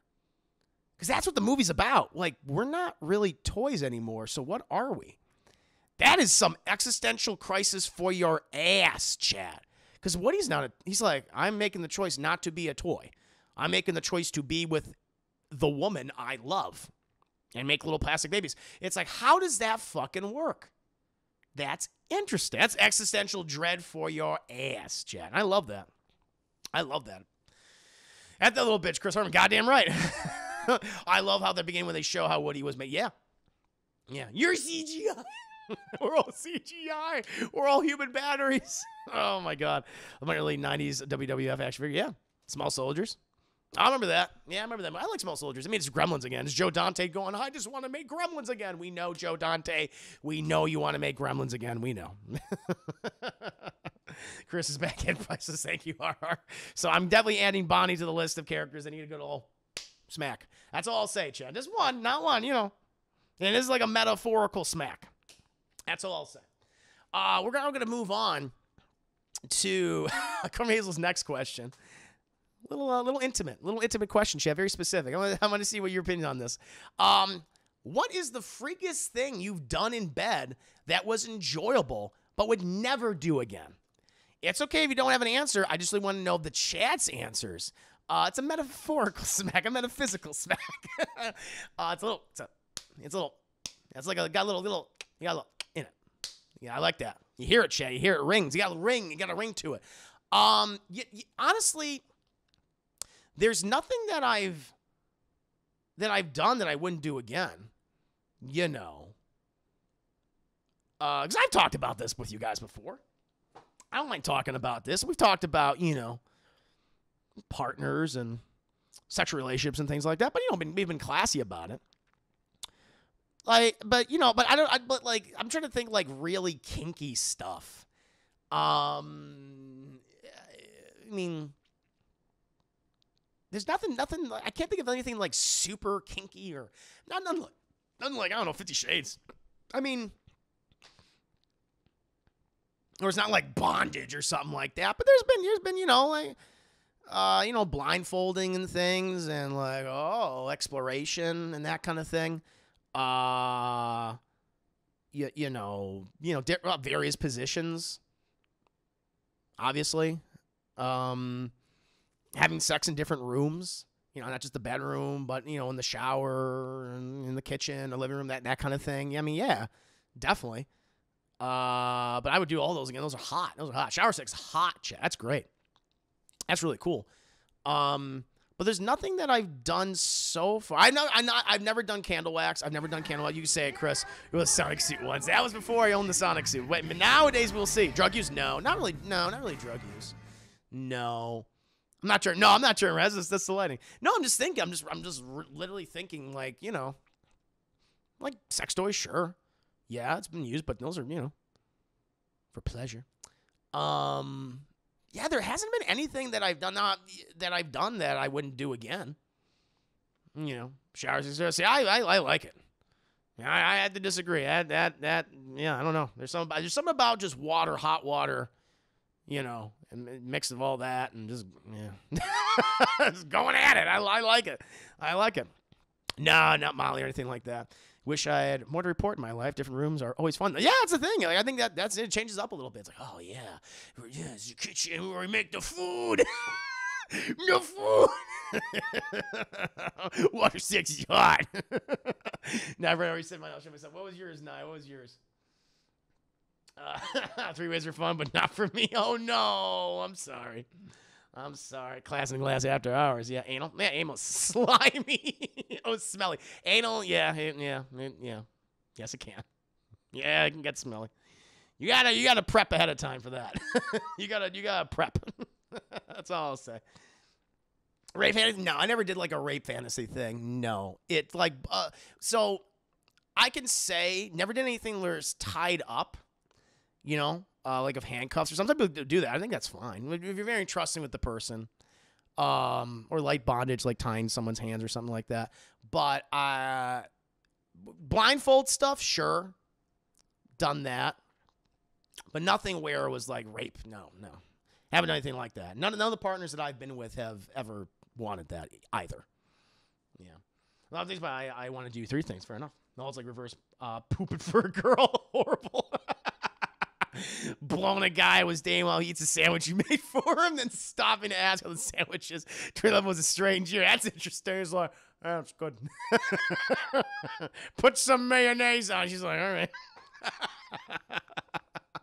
Chad is always horny. Chad is either horny or on the cusp of being horny. It's like they kind of got like a semi. Chad's always at least got a semi going on, Chad. I'm like, I know what you're about, Chad. You're always like, I'm a retired flapper. Oh my God, Emily, please, please, I think people sucking it back in. Oh my Lord. Oh, I knew this question. Cummy Hazel knew what she was doing. She's like, yes, I control your fate. She's like, I control your fate. She's literally not here, and she's controlling our fates as we do it. Bomb, go. No, you guys are always either horny or you got like a semi-horniness. I know what you're about, Chad. I know what you're about. No, no, you're part of it too, Nizzy Ducky. I know what it is. As soon as this kind of conversation starts, I'm like, here's the fucking tidal wave. Here's the fucking hurricane, Chad. Here's the tornado. Boom. Boom. Oh, bit of advice, never have sex hopped up on a tons of IV pain medication. My erection lasts for almost 2 hours. Oh, shit. No one. I actually faked an orgasm. Yeah, man, that's good. That's not dangerous where you can, you got to chop your dick off or something. Where it's like your dick starts rotting if it's just constant. That's what they say. Like, if you have an erection lasting 4 hours or more, go to a hospital. Go to a doctor immediately because all the blood's there and all the blood's going to start, like, fucking up the thing. They're like, we got to cut your dick off. It's like, no. Yeah. One day I was into erotics. Oh, the choking. Not about that. I ain't horny in chat. No, you not yet. The only thing to me is I've done things in a movie theater on a roller coaster. I've never done things in public places. Movie theater, bathroom, glow in the dark, golf course, a mother's car, parents' bedroom. Never done it like another parents' bedroom or anything like that. Never done a public place because it's just, to me, is just. I like to be intimate and physically, sexually intimate in private, in like my own home or my partner's home or something like that. I couldn't do it in public. I was like, no. That's just not me. It's thrilling. Some people like that. Some people like this, like, it's so fucking hot. We're fucking in a dirty bathroom. It's great. Look at that. Look at that poop. It smells like poop. Everything smells like poop in here.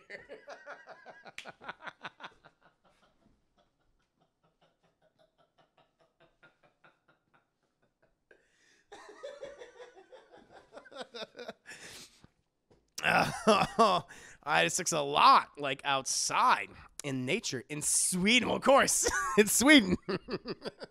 That inject relaxing age. Damn, of course they did. Yeah, it makes sense.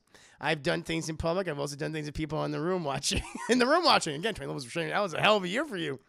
I've been caught a few times. See, outside I don't want to be caught. Be like, I I don't know what to do now. I was like, I'm gonna keep going. So, on the right says horrible. What if you what if your goo goes on a passenger? I mean, I never done it in a car. I can tell you that. Never done it in a car. I just sound like, well, hopefully the car's parked. Like, I could not imagine doing that. Like, I know some people, like, in movies, it's like, oh, I'm fucking getting a blowjob. And it always ends up in an accident. You never want to do that. Because you are not concentrating on the road at that point. You're not doing bad things new. I had sex behind the curtain during a theater performance. Whoa, I was in. Whoa. Can't do Chris's, get off to go lumberjack. You know it. My friend, you know, dirty bathrooms. Yeah. Once I was outside a public bathroom, think it was, yeah, just not in the, like, those public places. No, we were free people, of course.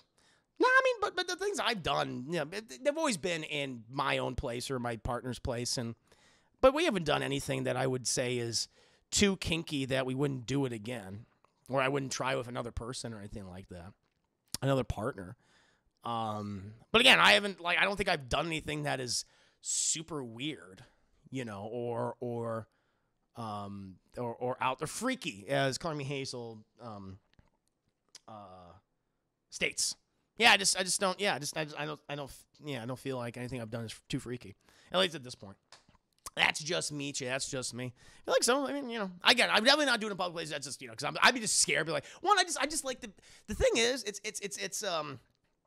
I like the security of being in a place like I know where I am and here I am, and it's like I don't need anyone interrupting. Because the idea of like someone with someone, like that's what some people get off on that. I guess they get horny. It's like, what if someone watches? What if someone sees us and they're like, let them? Like that is, you know, I can see where that could definitely be a part of a person's kink. The excitement of getting caught or almost getting caught. Like I dig that. I can respect that. And the anxiety, yeah. The fear, Chad, the adrenaline. That's when the adrenaline kicks in. So I get that. Yeah, it can be exciting, nerve-wracking. I know things of other people while the parents were at home. Whoa. Jug got parked that car in a park garage if going at. Yeah, I mean that's the thing. Yeah, I've seen someone giving a blowjob to someone in a parked car. I was like, oh yeah, and they're going at it. Guy's going, oh. And I'm like, I never want that to happen to me in a public place because the guy's face was just so fucking funny. Oh,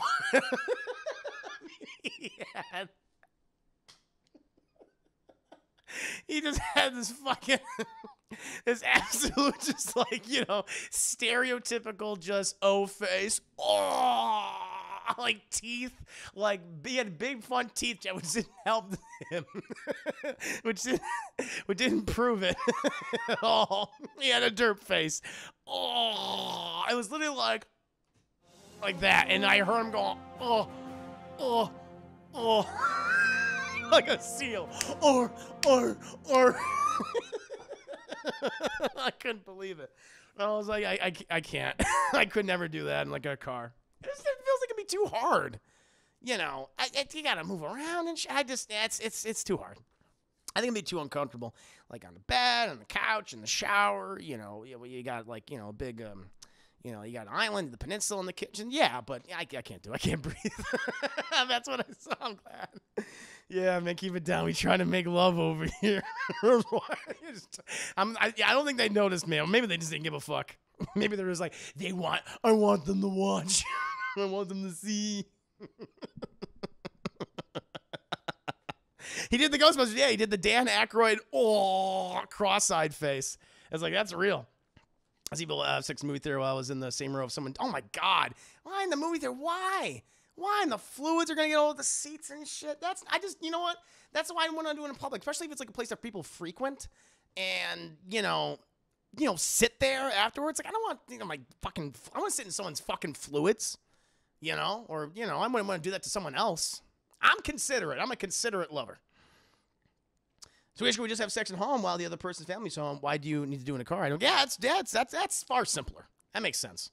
And we got a hotel window, no curtains, doggy style, good times. It's supposed to be too hard. Depends how big your car is. I guess that's true. If you got a big car, Google's cattle prod for reasons. Oh no. Hotel, motel, oh yeah. Hotel, yeah. Park garage, man, we used to park at the most random places behind my old high school a few times. At that point, he was too far gone. He could not compose himself. He couldn't even go. You can't go back to, like, you know, once you're already, oh, it's too late. The face, the muscles won't let you do it. Let them watch. Let them all watch. Can't do it. Oh, yeah, I wouldn't do it in a movie theater. I just can't do it. Oh, it's not me. I walked in on a girl about to go down and do it. I was cleaning out a torso. I'm like, damn it, why? What's she going to do with that? She's going to swallow, you go, like on the ground. Oh, God, no. No, I don't like that. I don't like that. Not in a public place. Not for me. I mean, do each their own. Do what you want to do. But I don't want to make someone else's job harder. Or someone trying to enjoy themselves, and, you know, they're like, oh, there's fucking cum on the ground. Gotta deal with this fucking cum now. Great. What Chris isn't telling us is that he watches all from behind a bush. Goddamn right. You peeping. They were literally in the middle of the parking lot. My car was like down another row. It's like those long rows. It was a movie theater or something. It was like a movie theater, maybe. I forget. It was a movie theater or yeah, it was a movie theater, I think.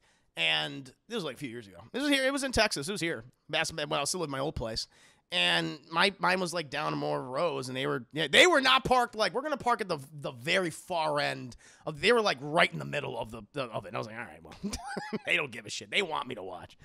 And so I was like, okay, yeah, that's that guy. I like, you know, that's what was happening because I saw the girl's head going. So not a blood orgy.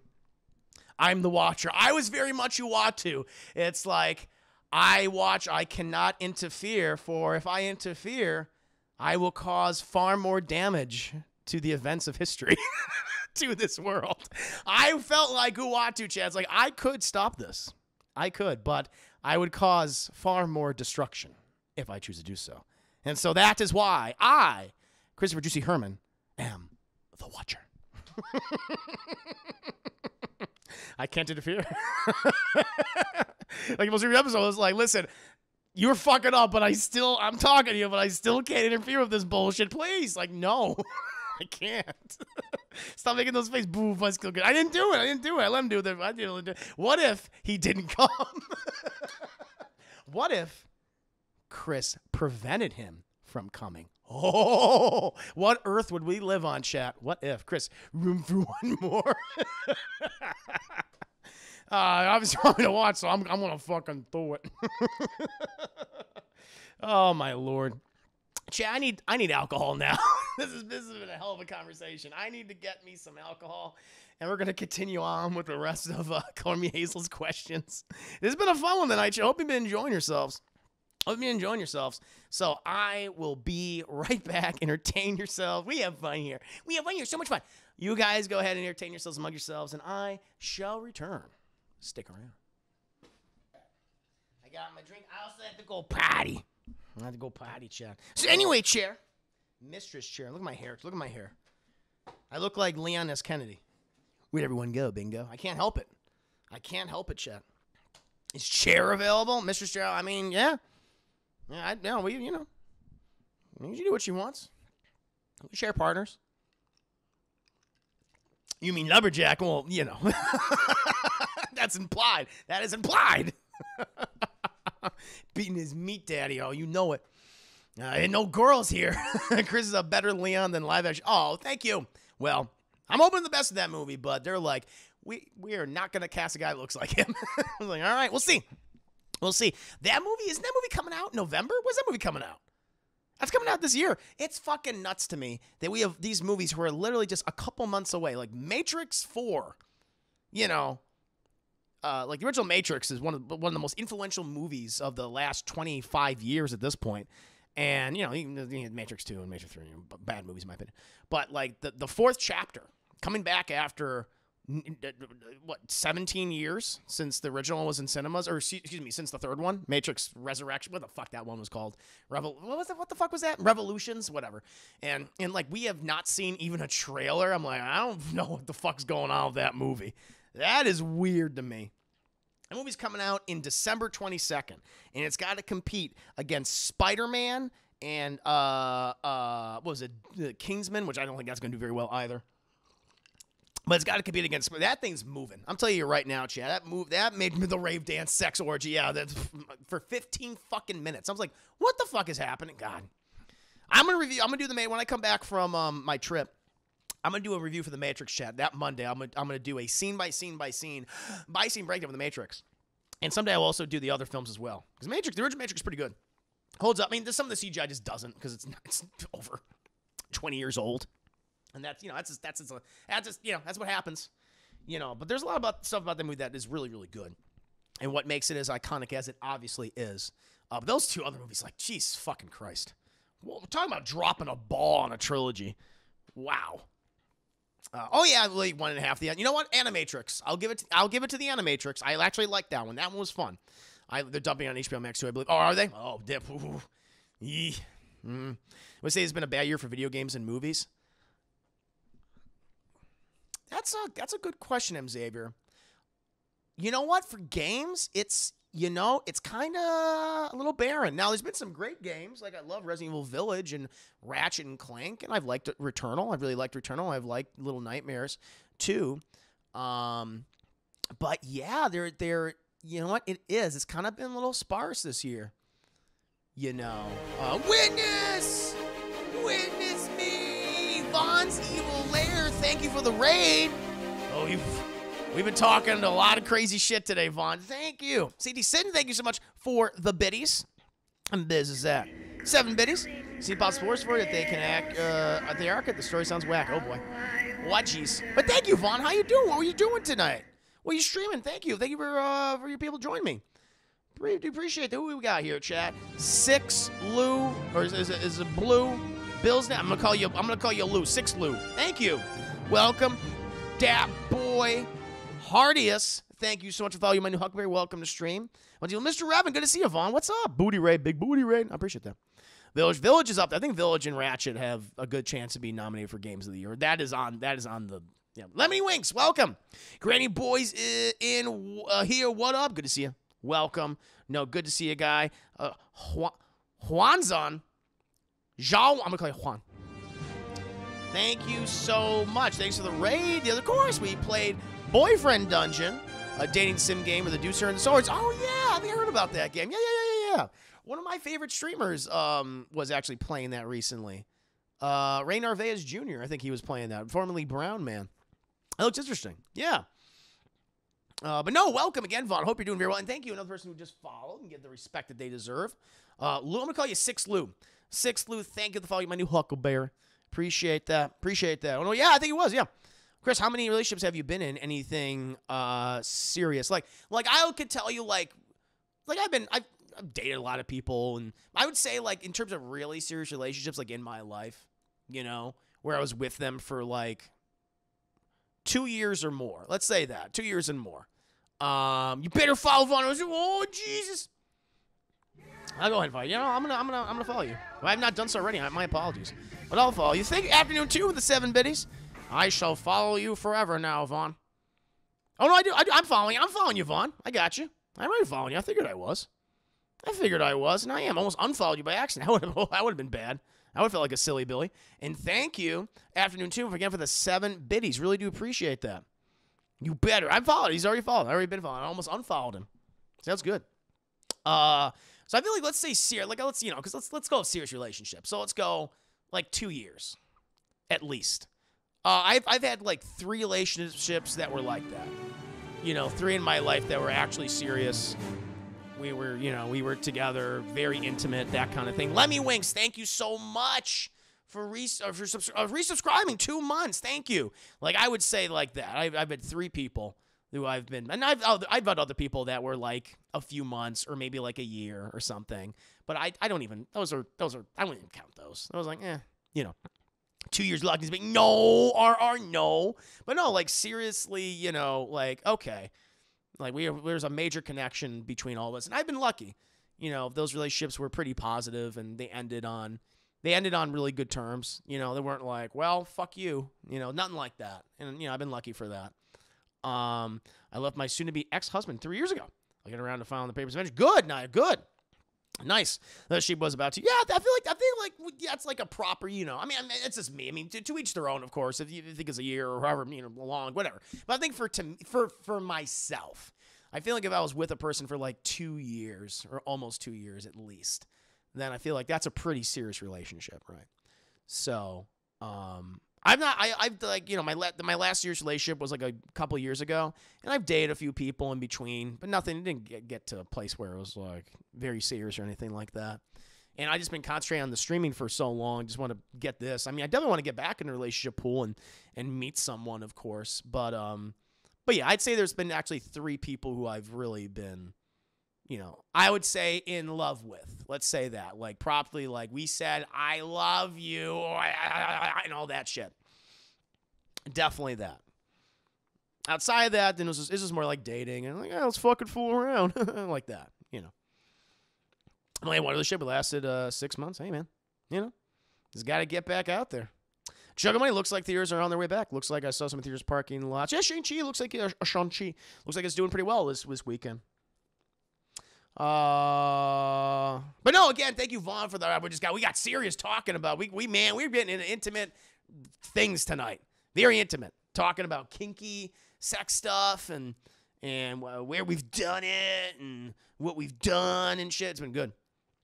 They got back on ours, man. Yeah. Relationships are hard. They're hard. They're not easy.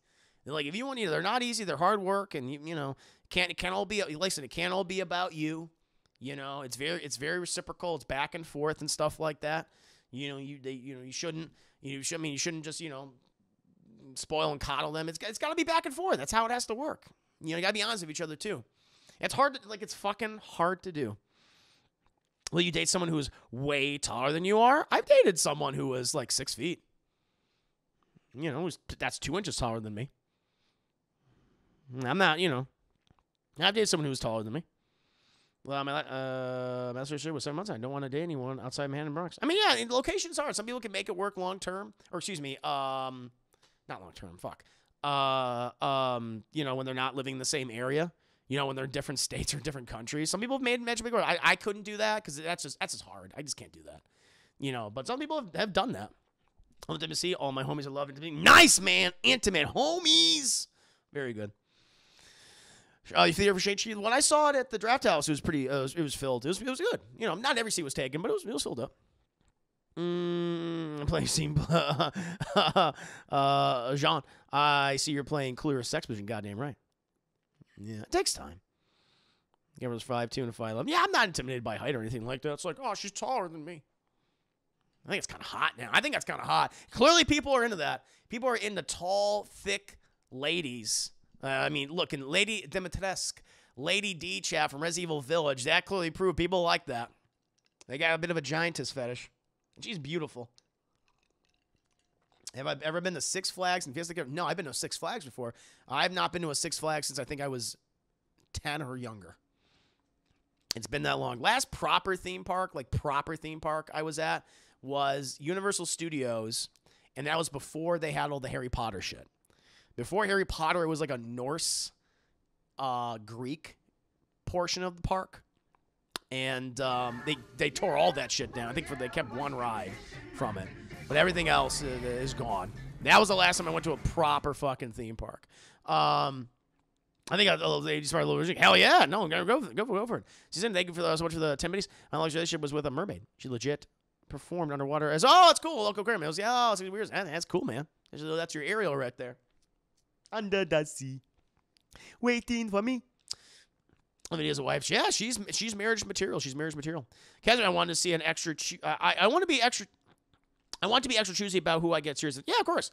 I don't want to settle down with anyone who's bad for me. No, that's the thing. You should don't settle. Go for someone who. Listen, I think there is. I definitely think there is a fear in people, and I've learned to when it happens, it happens. But I think there is a fear in people that is the older I get, I need to be in a relationship as soon as possible because I'm getting older, and look, these things take time. I feel like people I need to be in my 20s, my mid-20s. I need to be married, and I need to have 2 kids. It's no, slowly roll. That's not how this works. I think people start panicking about I need this and need this. Corey didn't get married until his late 40s. You know? Think about that. Corey is 50. He's going to be 50 years old in a couple of days. All right? He only got married a couple of years ago. So, you know, it's working out for him. You know, I think people get like really nervous about certain things because of the pressures of society, of that ideal lifestyle that they see on social media or whatever. And that is a rare thing to achieve. And usually the circumstances around those things are extraordinary in any way. That's why I'm like, I'm going to be 30 years old. Am I panicking that I'm not married and I have kids? Like, no, I'm taking my time. There's other things I'm pursuing right now. I have other passions. And of course I want to be intimate with someone again. There's no doubt. But I really do encourage people not to get scared or freak out if they're not with someone at the moment. These take time, and you learn. You're still growing as a person. That's the other thing. People, you know, it's like, well, people are still fucking up in their 20s, in their 30s, but you're growing as a person. You're gonna find someone you'll identify with that person. It'll work out. Just, you know, but it's good for self improvement too. You gotta look inward and see like, okay, well, if you want to be, but you know, realize like there's an issue. You gotta look at yourself too. You know, but I would encourage people not to get nervous about that kind of thing. It takes a while. Joking my last year's thing, and about 10 years ago, I couldn't believe it was that long until I talked to my ex, and she confirmed, yeah. Well, it's been only 4 years. There you go. I'm only going to date Jeff Bezos, and that's it. I mean, that's good. That's a good one. Go for it. Set your sights high. Don't settle. Before I get out there, that's good. No, you're working on yourself. I mean, you know, that's what you got to do. James Trump, I'm a 31 and middle and that's fine. Country Pop believe it's not normal to have your shit. Yeah, exactly. It's not. I think it's again, but it's put out there that you need all these things, you know, at a certain age, and that's not true. Take your time with it. It'll all work out. You can't hurry love, dudes. You can't hurry love. No, you just have to wait. Just have to wait. You know, it'll work out. It'll work out. In the meantime, just, you know, work on yourself and work on other things, and you'll be a better person for it. So yeah, chap. Now, I do have another question for Call Me Hazel. She says, create a movie plot of any genre of your choosing starring the Juicy Gang and Squish Squish. Okay, so listen. What the fuck is Squish Squish? Nice, like, ha ha. So I had a little nickname for, you know, the Squish Gang for my girlfriend, you know, or, you know, partners and stuff. Call them Squish Squish. And it's very personal, where, you know, I like the curves, I like the thickness, chat, and I like the booties, and I would go squish squish to them and stuff. You know, squish squish. You're like, hi, tickles, and then you know, we'd have fun and stuff. Yeah, it's cute, right? So each girl's like, And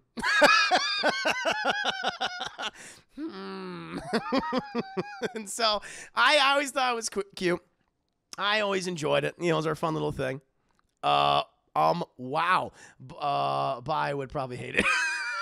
I would probably, you know, to each their own. It worked out in the others. I'm not going to, gotta be very, intimate at that time. But, you know, to each their own. And so that's why it's always brought up. And Call Me Hazel and Naya have tortured me about it ever since. Ever since. As a matter of fact, is when I was doing the Ratchet and Clank playthrough, they brought that up, and they have never let me forget it. They're like, squeeze. I think it's funny. I like it, shit. I think it's cute. But if I had to come up with a scenario, oh my God, oh Lord, a genre of my choosing. I mean, maybe I think it'd be an action. It would be an adventure romance movie. Okay, so you got Miss Squish Squish chat. And I'm gonna do with my Squish. I posted a quick piece and memes. What? Oh, I gotta check it out. I make pig squeals. Oh no. Oh no. Oh Lord. I'm gonna check this out. Thank you, Giant Elfman, for the 5 biddies. Let's see that, chat. But definitely adventure romance movie. That's what I'm feeling right now. I'm a heart of hearts. Let's go ahead and see what we got here. The memes. The memes.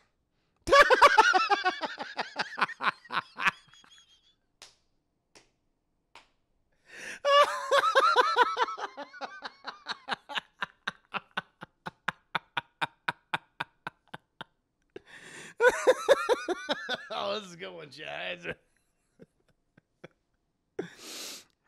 Nobody likes the rolls. You don't know my ladies, do you?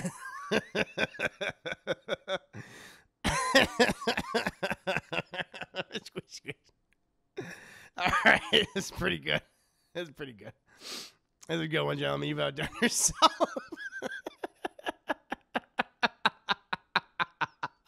I am the watcher. I cannot interfere in what I have seen.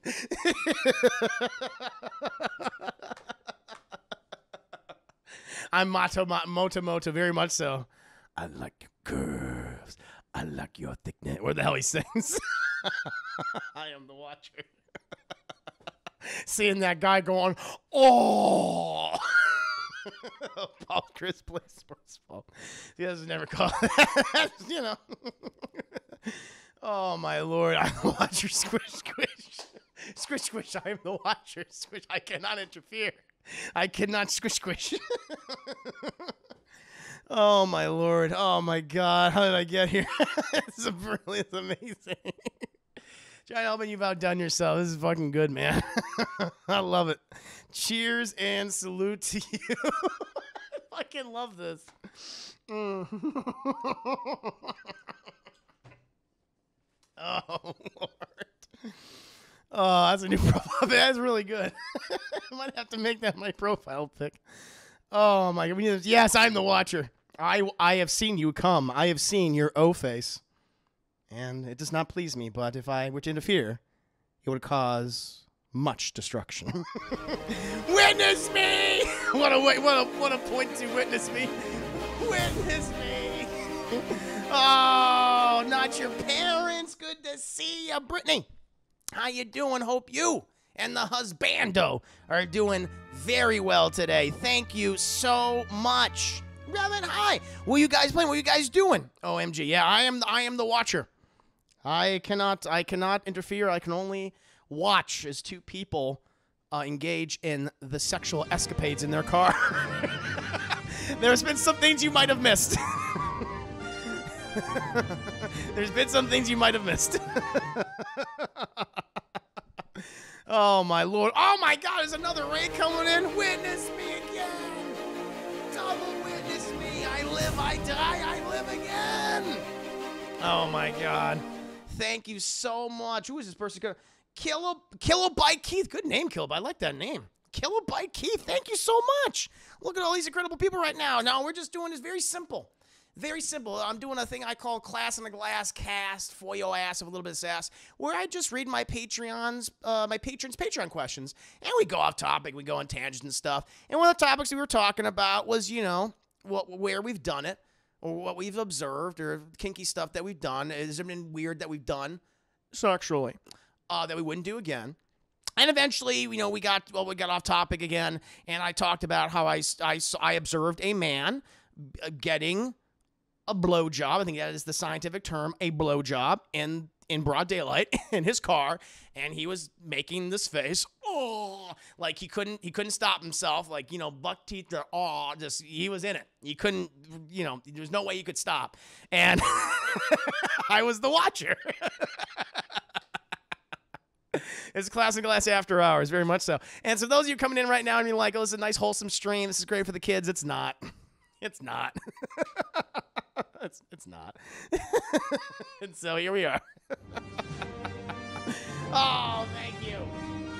Thank you. Iron Knight 99, thank you for the following my new Huckleberry. And thank you, Chesney Artistry, for the following my new Huckleberry. Hope you're both doing very well tonight. But not your parents, what were you guys playing? What was in the docket? Then leave the 10 biddies. Wholesom's been out the door since the stream started. That is done. That is done. So kind of you. Hide your children, hide your wife, hide your husbando. Do what you gotta do. And so, Giant Elf Man, who was in my very kind viewers, creates these wonderful little pieces for me, and I love this one. Look at my big fucking head. That's kind of like my head now, without hair. It's very accurate. I'm doing good. What about you? You know what? It's been great. It's been a great night. I love doing this Q&A session. I mean, that we went off on tangents. I talked about, like, Disney characters. You know, I would just be like, I got slapped the shit out of because they're pieces of shit. Talked about how the new Rugrats cartoon should have been Tommy Pickles and, like, Chucky Finster, but they're not babies again. They're the adults They're like, because they're the adults now and they're raising their children. That's how the new Rugrats series should have been. You know, it's about their fucking kids because it's fucking crazy. Tommy Pickles, if we were going chronologically, like how old he would be? He'd be 32 years old today. Or he would just turn 32 this past year, right? Okay? And fucking Stu Pickles in the original series, Stu and Dee Dee Pickles, they were 32. Boom. See? That's what I'm talking about, man. And no one's fucking listening to me. And they gotta listen. No, it is. I'm right there with you, man. But that's what you would have done. That's what they should have done. And so it could have been. Then not like a reboot, like it's the same characters, but it's them as adults, and they've got to raise their kids, and we're following their little babies, and they're dealing with all the stresses of having to fucking raise. That would have been brilliant. That's what I would have done, chat. Fireman, thank you for the lurk. No, good to see you guys. No, welcome. We got a thirsty chat. No, this chat is horny. They've gotten there. My chat is either horny or they're kind of like semi. They're kind of semi, like it's one or the other. That's how it is. Goes off the edges a little bit. And I've been drinking. Well, that's Logicrits. They don't believe in that. They don't believe in logic. They don't believe in sensible ideas. Sensible ideas where it's, hey, we're gonna make this for the new audience, but we're also gonna get a little wink and a nod, little tip of the hat to the OG audience. But no one listens to me. No one does that. I don't know what to say. Semi-chub. Agreed. Arachnophobia in that episode of Rugrats with Tarantula freaked me out. There's a lot of scary episodes. Remember when Chucky's mom was like dead? I mean, she was always dead. But you know, they dealt in that stuff. Now the Rugrats get some mature topics. They always some mature topics and shit, which I admire. But no, again, seriously, thank you, Kilobyte Keith and Not Your Parents for joining us. We are just having some good old-fashioned fun, answering people's question. It has been an amazing night. And now, you know what? We can go ahead. We can get to Carmi Hazel's next question. She said, this is a very simple one, apparently, chat. She wants to, CT Sin, thank you so much for the, let me move back to my little screen here. Excuse me. Thank you for the 9 biddies. Still waiting for a King of the Hill reboot with Bobby and Conjure Shilling. I think that, well, they're doing that. They're doing that where it takes place. I talked about this earlier in the stream. Where they're bringing back King of the Hill, but it's 10 plus years later, where Bobby is in his 20s now. He's an adult, and you know Hank is all age and Peggy is age and things like that. So that's happening.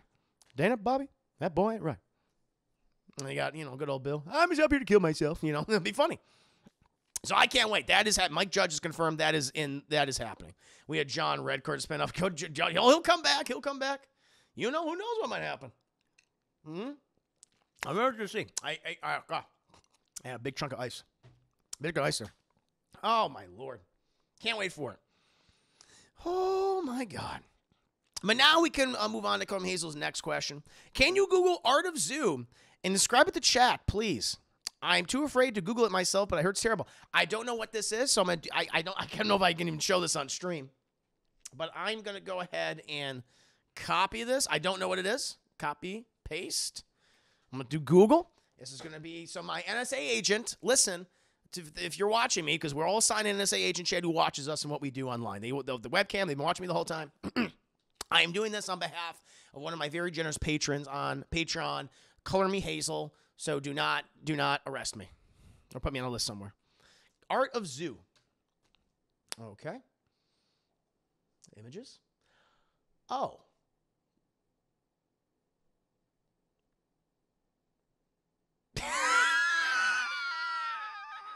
Oh my God. I think I'm going on a list somewhere. Arrest this man. So, I am very glad I did not show this on stream. Art of Zoo. I mean, if you want to Google it, be my guest. FBI, open up. We know what you Googled. I'm sorry. It is straight up. I'll tell you what it is, Chad. It's straight up bestiality. Really, it's animal abuse. That's what it is. It's animal abuse. That's what's going on, chat. It's literally, ladies and gentlemen, we got him. It's either actual animal abuse or implied animal abuse, I suppose. I don't know. I mean, it's people having sex with animals. And that's what it is.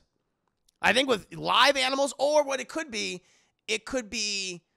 made to look like, that's probably what it is. I think it's, I don't look it up, you don't want to, but I think what it is it's people made to look like they're, no, did I miss the Squish Squish movie? Oh, fuck, I gotta get back to that. I forgot about that.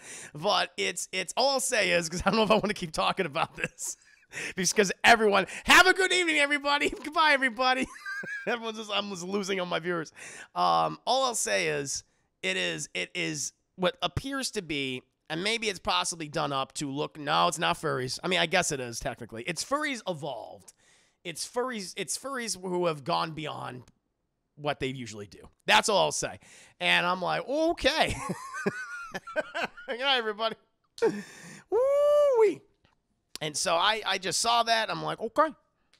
There we go. Now we know what it is. Sodom and Gomorrah-ish? Yeah, Sodom and Gomorrah. Mm-hmm. That's about right. Okay. Keep going. What are we talking about again? Everyone, I have said enough. Let me just say that it involves some stuff that doesn't need to be said anymore. I'm like, okay, we're done. we're done with that one. But everyone who just, who came in the raid, welcome. Hope you're all doing wonderful tonight. It's questionable. I don't think it's actually what they're showing. I don't think it's actually like having intimacy of animals. I think it's made to appear like they are. I think that's what it is.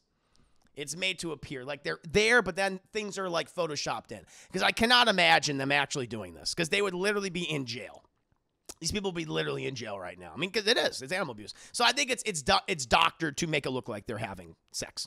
That's what it is. Exit stage right. But Chad, I forgot. I totally, I got distracted because all the kind rates are coming in, and we're talking about Rugrats and King of the Hill and Art of Zoo, which I do not encourage you to look up, chat. You will not like it. You will not like what you see. That's all I'll say. I was like, no one post that link. No one post that link in the chat. Don't do that, please. But for the sake of the children, think of the children. Don't do that. Okay, but my Juicy Mood, I'm sorry, but Juicy getting Squish Squish. So Squish Squish, chat, Squish Squish. She's all squishy, and she is this ace reporter working for this big time newspaper, chat. This is like, let's say it's like an 80s thing. It's an 80s thing. Let's go with that one. This is when newspapers were big. And, she's getting all these fucking great stories. She's like the Lois Lane of her fucking day, chat. Lois Lane was a real person. But then she fucks up this one story, and it ruins her reputation. The source lied to her, just straight up fucking lied because she was so good at her job, chat. And sexism, and someone lied, and her reputation gets blown up. One bad story, facts were wrong, and everyone's like, I can prove you're wrong and prove you're a liar, but it was her source who fucking lied. And that was it, chat, and it was ruined. And so, but she needs to restore her reputation, chat, and she knows that there's been crazy shit happening in South America. This is the Reagan administration, chat, and Reagan was doing some crazy fucking shit trying to get a hold of the cocaine industry down there, Pablo Escobar and shit. Look it up, it's true. And so she's like, I'm gonna go down there because there's this, everyone's freaking out about this jewel, if you will. And she is recently, from one of her sources that is trustworthy, said, hey, I've obtained a copy of one of the last maps to find this fucking jewel. You can go, you want the jewel? She's like, I want to write a story about this fucking jewel, restore my fucking reputation. And he's like, cool. Well, listen, and this person who's telling him all this, we'll go ahead. This is Scrowls, because it takes place in New York, and you're in New York, and boom, that's what it is. Suddenly, and you get some ginger ale to cleanse his naughty talk. There's been a lot of naughtiness right now. And so she goes down to South America, chat, where it's just cocaine. It's palm trees, it's coconuts, and cocaine. Those are the things. It's jungles, all the jungles, coconuts, I assume. I don't know. Bananas? We'll go with bananas. Booties, I guess, and cocaine. And so, she goes down there. But the cocaine lords, chat, Naya Brownie. Color Me Hazel. Thunderly, Joshua, my sweet baby boy Joshua, who's part broccoli boy, of course, chat, we all know this. And Newsy Ducky, they are the cocaine lords of South America, and they want this jewel too. They want to split it various ways and get the money to make what, chat? Obviously, they want more jungle, because South America, the more jungle you own, the more richer you own, right? You are. more jungle, more coconuts, more bananas, and more cocaine. They're like, this is what we need to do. But we need that fucking jewel. And they know Squish Squish is coming down from New York because she's in the fucking news. She's like, I'm following the biggest story in the world, and we're going to find this mystical fucking jewel. We got to get her. We got to get Squish Squish. And so Squish Squish goes down there, but, she has never been to South America. She doesn't know the jungles, chat. She doesn't know coconuts and shit. And there's too much cocaine everywhere. And she ends up getting lost in the jungle, chat. Like, she's, like, on this bus, and she was meet with this expedition she was going to go with because she organized lots of her fucking money. Her savings are, like, on this story, all of her reputation. But she gets lost, and she ends up, just not knowing where the fuck she is. And she runs across this gentleman who is a purveyor of jungle, bananas, coconuts, and cocaine. And this person, Chad, is me. This person is me. And I'm like, and the thing is, we realized, shit, they used to date. We used to know each other in high school, and we dated in college. And she, went for writing and reporting, and I went for, harvesting the resources of South America. That was my major, and that's why I focused on the jungles, the coconuts, the bananas, and the cocaine. And that's why we separate, chat. But, but we're like, we're very different people now, but are we different people? Do we still have that attraction, chat? And she basically says, like, listen, I'm going on this expedition, right? But it got all fucked up, and I think there's the cocaine lords, Nia Brownie, Color Me Hazel, Sweet Baby Boy Joshua, Firewolf, you're like the henchman. Firewolf is like the first henchman we encounter. She's like part wolf. She has wolves. She's like kind of maybe a werewolf person, but we don't know. But she uses wolves, right? She's very hairy. And she sends, like, before we can even, like, agree what's happening, we get attacked by, like, these wolves. And we have to fight them off together, right? And we defeat them. And, like, Firewolf, you, like, try to run away. But you run into, like, a cocaine bushel. And you absorb all the cocaine inside of your, like, nose. It goes, and that's it. It's the end of you. I was like, she shouldn't have walked in that cocaine bushel. That's what happens when you have too much cocaine. You end up looking like Artie Lane, right? And so, because his name would be random people. Are werewolves a problem in South America? I think werewolves are as big a problem in South America as, White Walkers are in Sweden. So the answer is yes. The answer is obviously yes, chat. So we defeat them. But the thing is, like, okay, well, I'll help you on your expedition. Excuse me, sir. I'm aware of what a razor is. Muad'Dib. Muad'Dib. The spice, the cocaine must flow. It must flow, chat. And so, oh yeah, then really, you're one of the cocaine lords. Well, you have the power of cocaine. You're like, you control like, your percentage of jungle, coconuts, bananas, and cocaine. Each one of you guys do. But so after that happens, then we go back to my, like, little compound that I've made for myself. I got, like, I got some people working for me. I got Cass. I got Cassie working for me. Swedish girl, she's there. She's got, like, mystical Swedish powers. Gnomes.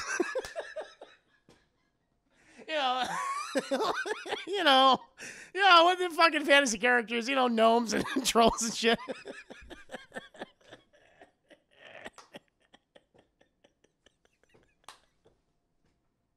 I'm having fun. I'm having so much fun. Fucking gnomes. And so you have all the powers. You lose. I can't help it. I love it. And so, yeah, so what I do. And so they've been helping me out. They've been helping me get because I'm a purveyor. I'm a purveyor of all these, legal resources like jungle and coconuts and bananas and and cocaine, obviously cocaine. And Reagan doesn't want that. He wants it all for him fucking self, and he doesn't know what the fuck's happening anymore because he had Alzheimer's. And Nancy's run the country for the last 2 years of his administration, which is true. Look it up. But I'm like, later, first we argue and stuff, but later we have the sex. We have the sex chat, and we realize that we have feelings for each other. And she's like, listen, I'm going to let you and the mystical people that work for you in on this, thing we got going on here. And you'll be successful and you can come back and everything. I'm like, all right, that'd be kind of cool. And so we go off on this fucking adventure. You got to go through all the jungles. We know what the goes. Like, I know where certain areas are, and like there's the fabled jewel, the jewel of South America or some bullshit. I know we have to go through. So we got to go through, of course, chat, like the various locations of the South American warlords. So, you know, got to go to Josh's location. It's just a broccoli field, but it's a broccoli field that like moves around and shit. It's almost like it's alive. It's got to keep us out. We go through, we chop all the broccoli, chat. Josh confronts us with his, you know, we have to kill him. We got to kill Joshua, chat. We got to kill him. And, you know, we burn down his broccoli fields, chat. You know, it's like gets us all high and shit on broccoli, and we defeat him with the power of bananas and coconuts and cocaine, whatever I got on me. Squish Squish uses the power of the written word, and it defeats him. And we continue on, and we confront each of the warlords. Like Nia Brownie, she's like a, you know, brownie, so we just kind of bake her. I don't fucking know. We bake her because we're all high and shit. We just eat. We eat Nia Brownie. We just eat her. Come here. That's done. We pretty much do that. This man must be stopped. What I do. And so after we eat Nia Brownie, so McFelius, welcome to Street. At least take me to dinner first. No. Not in that way. We do this. Also, you know, Swedish Girl's using her troll magic to stop all this. You know, Swedish Girl's using her gnome and troll magic, and she's making things icy and stuff. Eventually, we get to the temple in the middle of the jungle, and the last of the warlords come in. And sadly, Swedish Girl and my other people, like Emily, you're there, Emily's there. Psycho Kima, you have the power of telekinesis, and you try to fight back, but like the other warlords, like they kill you. But it's like, oh no! And so we have to run away. And the last thing that Swedish Girl does before she gets, like, I don't know, coconutted to death or something. I don't know. Something happens with coconuts or jungle bananas or cocaine. And you like your last troll, you know, summon takes us to the temple and disintegrates. And that's when like, oh no, we know that she died. We know that she left this place. And so we find the jewel in the temple, we take it, but the last of the warlords confront us, chat. But thankfully, the fucking jewel, it has control over, you know, the one element that was missing from South America for so long, chat. And as we all know, it's jungle, okay? Coconuts, bananas, cocaine, booties, big booties, chat, Brazil. And it unleashes these literal asses. These, like, they come out from the walls, because we see the temples, like, covered in, like, these, looks like stone people, but it's like only it's like they're turning around, like, you have these big butts, and they literally come out, chat. Like, remember in Brendan Fraser's The Mummy, when the fucking Imhotep uses the Book of the Dead, and all of his fucking butts, like, come out of the walls and shit? It's the same thing, except it's big old butts. And they start attacking them, and they start, like, biting them and eating them. They, like, eating them, like, the cheeks, chat. So it looks like the cheeks are just eat, nom, nom, until they're gone. And we get out of there, and the whole temple collapses and shit, and we realize the jewel it's too powerful. It's too powerful. And we get rid of it. We bury it. We put it in another place so no one will find it. But we did find, chat, was our own love. We found that's the true discovery, is that Squish Squish and I loved each other and went on this journey, and a lot of our friends died. Our friends died. Get none of that. No, coconuts. You didn't get none of that. No, you were killed by literal coconuts, and that's what happened. I'm not that disgusting. No, you were like, because, you know, the powers of South America, as we know, are bananas, you know, coconuts, and, you know, cocaine and jungles. And you got, like, someone threw a coconut, and it was like that, and that was it. And someone did, like, another coconut at you, and then that was it. And then your troll summoned, it died, because then you died. And so, but then we found each other, and we go back to New York, and we write the story, but it's a fictional book. It's a book. And so Squish Squish, she becomes a fantastic fictional author, but the story is true, and it's ironic, chat. It's ironic. It's an ironic ending, and it's very deep when you think about it. And that, my friends, is my movie plot of romancing the Squish Squish. That's what I would call it, chat. Romancing the Squish Squish. Chris's Blair, you got me. I mean, it's Squish Squish, so it has to be me as the hero. I didn't want to put myself as the hero at first, but I was like, well, it has to be me, because no one else would call it Squish Squish except me. Wow, problematic. What'd I do? What'd I fucking do? Did I die? Yeah, you died too. Yeah, all of you died. We were the only survivors. Even the theater, what the fuck was that? What are you talking about? Who's Squish Squish? The person. It's the main character of the movie. You didn't like it? That's one answer. It was pretty cool, right? I think it was good. By the way, made it up as I went along, chat. Couldn't tell, did you? You had no idea I was making up, but I did. I made everything up. I did not prep for that one at all. White Savior in a movie full of people of color, drug dealers. I don't know what you all are. I never said what Squish Squish's race was. Squish Squish could have been white, could have been black, could have been Hispanic. You don't know. I got coconut into that. Yeah, you did. But by coconuts. By literal coconuts. Chris, did you like it? Chad leaves. I think it was pretty good. And my Michael Bay, fuck yeah. When this movie was missing, wasn't white. Hell yeah. Let's give me some Squish Squish. She was white.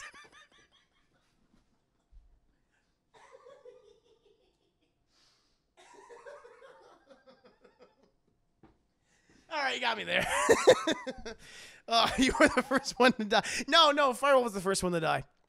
Firewolf had the werewolf powers and werewolves, and she got Firewolf ran into a she ran into a cocaine bushel, and she absorbed the cocaine whip and exploded. Oh, so you gaslight? I didn't gaslight you guys. Oh, my Lord. Oh, Emily, how did you die?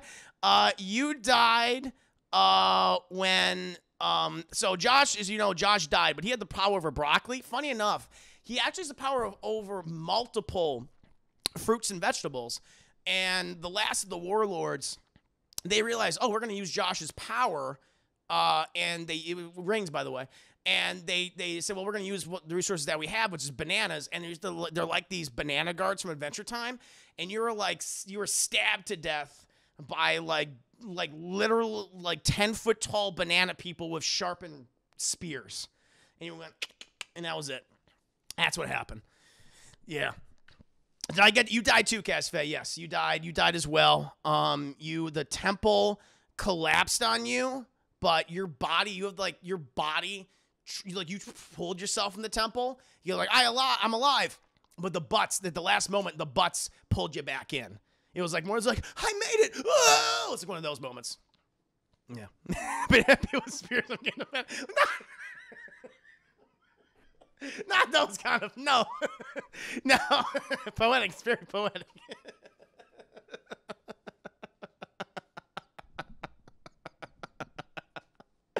You're reading too much in that one. Well, it's one of the resources on there is bananas. Like coconuts, bananas, and cocaine. Canceled. Nice booty though. It's pretty good, right? Yeah. Yeah, I think I did a good job. I think that was one of my best stories yet. Thunder Lee, how did you die? Oh, man. So this is funny. So you had the power of electricity, of course, as one of the warlords. And so you tried to pull like, unlimited power. You tried to pull a Papa Palpatine on us, but the power of the jewel deflected it, and so you were Papa Palpatine yourself the entire time. It was like, help me. But all the world's like, fuck you, dude. We're not going to touch you because you're all disintegrating. And you turn into like a wrinkly old man, all right, and who is then later taken by the butts to then be turned into like another butt. That's what happens. Like Alien. It's kind of like Alien now. Does we have a post-credit? Yes. The post-credit scene is we cut back to the temple, and we learn, this one with the big reveal that Thunder Lee is being turned into one of the butts as well. That's what's also happening. So it's like, it's okay. And we see that another jewel is growing. So it's like a biological thing. It's like a biological thing. And it's like, it might come back. Yeah. Till the booty would be called, but that's what it's now referred to as, the booty hole. Because it was a temple, but now it's like literal, like it's fallen into the ground. So now it's called the booty hole. That is true.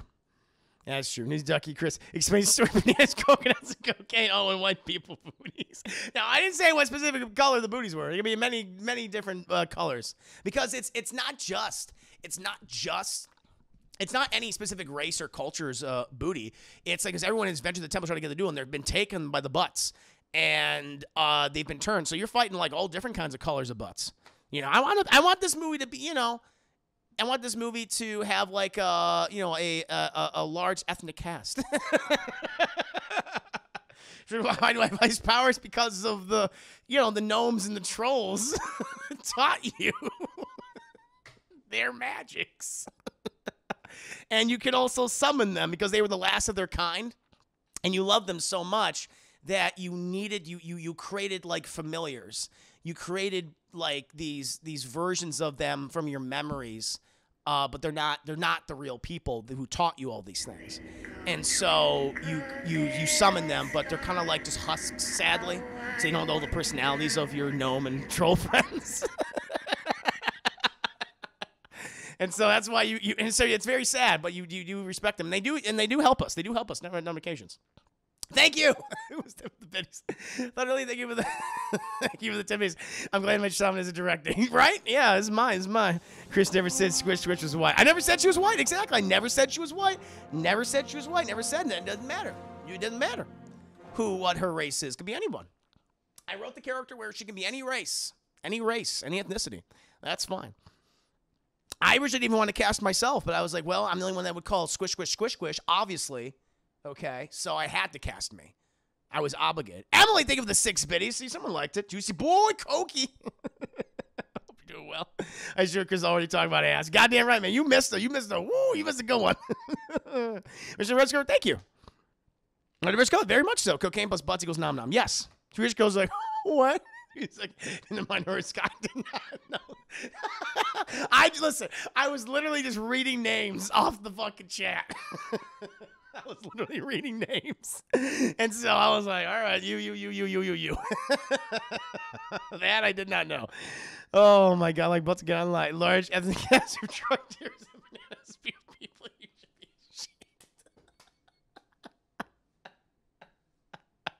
ashamed. Oh, out the turntables. Michael Scott. Oh, you said she was white and you ran off. No, you implied that. You implied that. Anyway, it's great. It's great. Cass fan in Russia. Booty eats you. It's true. Well, yeah. Hey, it doesn't matter what her race is. She just has to be white. There you go. Exactly. You guys said I'm Elsa. That's cool though. You got like the people. You'll be the fan favorite character. Because you'll be like, oh, she's a fucking badass. You'll be the fan favorite character in movies, Swedish Girl. I like bad butts, Chris. Oh yeah, hell yeah. I've been very open about it. Yeah, I like curves. Squish was Chris after. It was me. It was me. Chris down with the swirl. Yes. Nothing wrong with that. Mommy. There's an eye for talent and butts. I tell you, it's true. Reading names off the chat right. How dare you gaslight me? I'm not gaslighting. Better copyright my ass. Yeah, you're right. She's white. You're on almost like Chris. I never said she was white. You brought that up. Well, I'm thinking like my last girlfriend. I called Squish. She was white. But this could be a new Squish. All bats matter to me. Yeah, this one was definitely one of your more controversial films. I like you, and I want you. No, we're gonna do this the easy way, the hard way, and the choice is yours. It's very funny. I'm Palpatine becoming ass. Yeah, didn't you like that?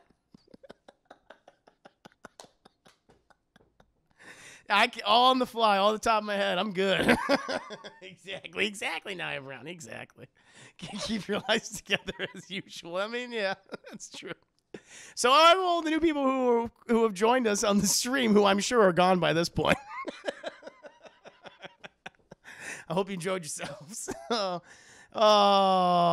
Palpatine. Calling Papa Palpatine. Where is that from, Chad? Here's a question for you. A little bit of trivia. Where was Papa Palpatine originally uttered? What parody show came up with that? Night, I just got here. Welcome. I have such sights to show you. Robot Chicken. M. Xavier, right? Robot Chicken. I want a co-running. I will give you guys co-running credits. Sage Snake, you can be in the movie. You can be in it too. You can be like Firewolf was like the werewolf girl, Troll Wolves. You can be like the snake guy. You can be like the snake guy, the snake henchman. See, I come with this spot. It's good. Yeah, let's get special. That's right. That's what we'd love to star in as you. Yes, let's do it. Let's get Kurt Russell now. I think that could work out. That's one way to sweet talk me. Hey. Oh my lord. There you go, chat. Hi, Shrek Juice. Welcome back, man. It's been a hell of a time. We had story time. We had started the only black Chris. What is this? What is this cookie? What do you got here?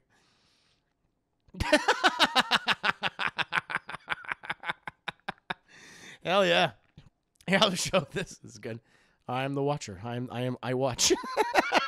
I'm always watching, Wazowski. Always watching. Here, I'll show you this new image I was just given. Does it work for GIFs? Imagine it does. Let me see. Oh, it does. Yeah. Yeah, chat.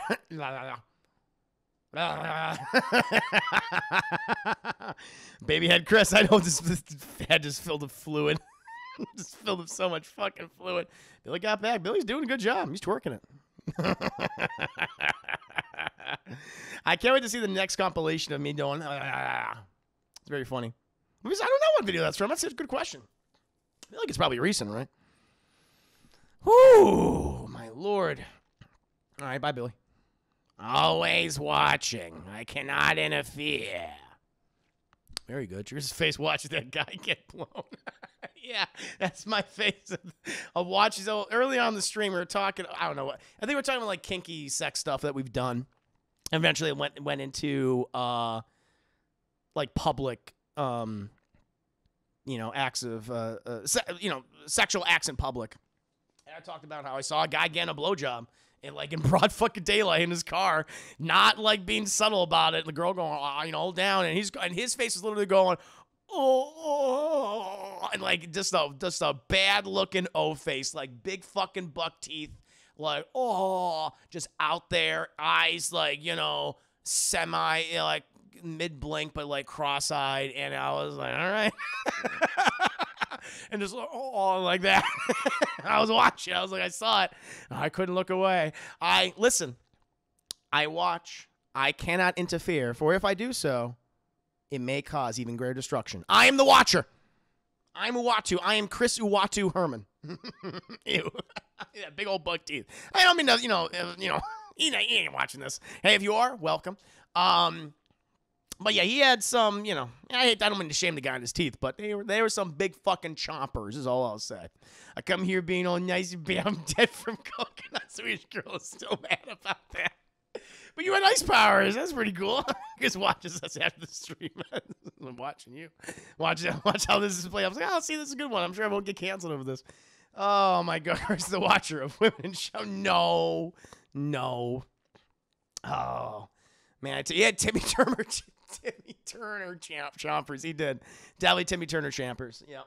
He's the stuff of nightmares. Oh. He says, no, I didn't stand directly in front of it. No, but because my car was parked, so they were in a park. There's a big parking lot, and my car was parked like down farther. We were in the same lane of parking, but it was parked down farther. But that guy I was passing, and he was in front of the car. I was in front of his car, and I was like, oh yeah, that's what's happening. And I saw the woman just going da da da da da da, and I was like, all right. And like get master essentially exactly. I did not make. I mean, I might have made eye contact with the guy. I couldn't tell. He was so fucking cross-eyed and walled-eyed. We might have had, for the briefest of moments, might have made eye contact, but I'll never know. Was she cute? I couldn't tell you. only saw her the back of her head. I just saw it like going up and down. No idea. You let it sink too? I didn't know. I was like, whoo, that was rough for both of us. Oh my, The Thinner. Yeah, it's like The Thinner movie. Don't get a blowjob while driving, chat, because you will hit a gypsy and they will curse you. That's what The Thinner taught me. That's what The Thinner taught me, chat.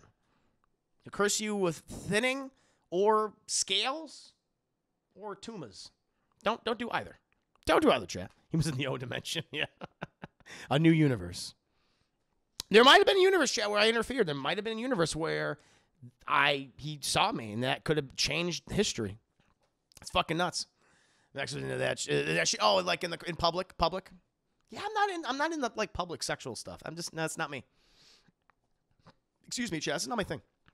Yeah, my poor jaw, man. If you both wear blindfolds, no one can see your ugly outfit. They neither one. I'll see it. Walking by will see it, but they might not see each other. What was they only got cool after showers were invented? Yeah. Oh yeah. And people were still doing it back in the day when it was. Oh my god, so gross, so gross. Ugh. Yeah, I can imagine. Oh my god. All that. Ugh. It's all dirty and everything. And just get all this smegma and shit. All the crusties. I got him again. I got a blowjob too, Ryan Daly, and he was in the corner. Oh my god. People were drunk and didn't know the group. Wow. Wow. I mean, that's what you would say in a public training. That's right. I think he'll do a Who Killed the Watcher episode. Oh, probably. I bet they'll do that. Yeah. Yeah. I wouldn't be surprised about that. Did you get her? I did not get her number. No. I did not. I was like, I'm going to leave now. I just remember that. It was very funny. I laughed about it when I got in my car and when I was driving away. Oh, my Lord, chat. Well, this has been a hell of a fucking stream. A hell of a Class on a Glass cast for your ass, chat. This is good. This is a good one, chat.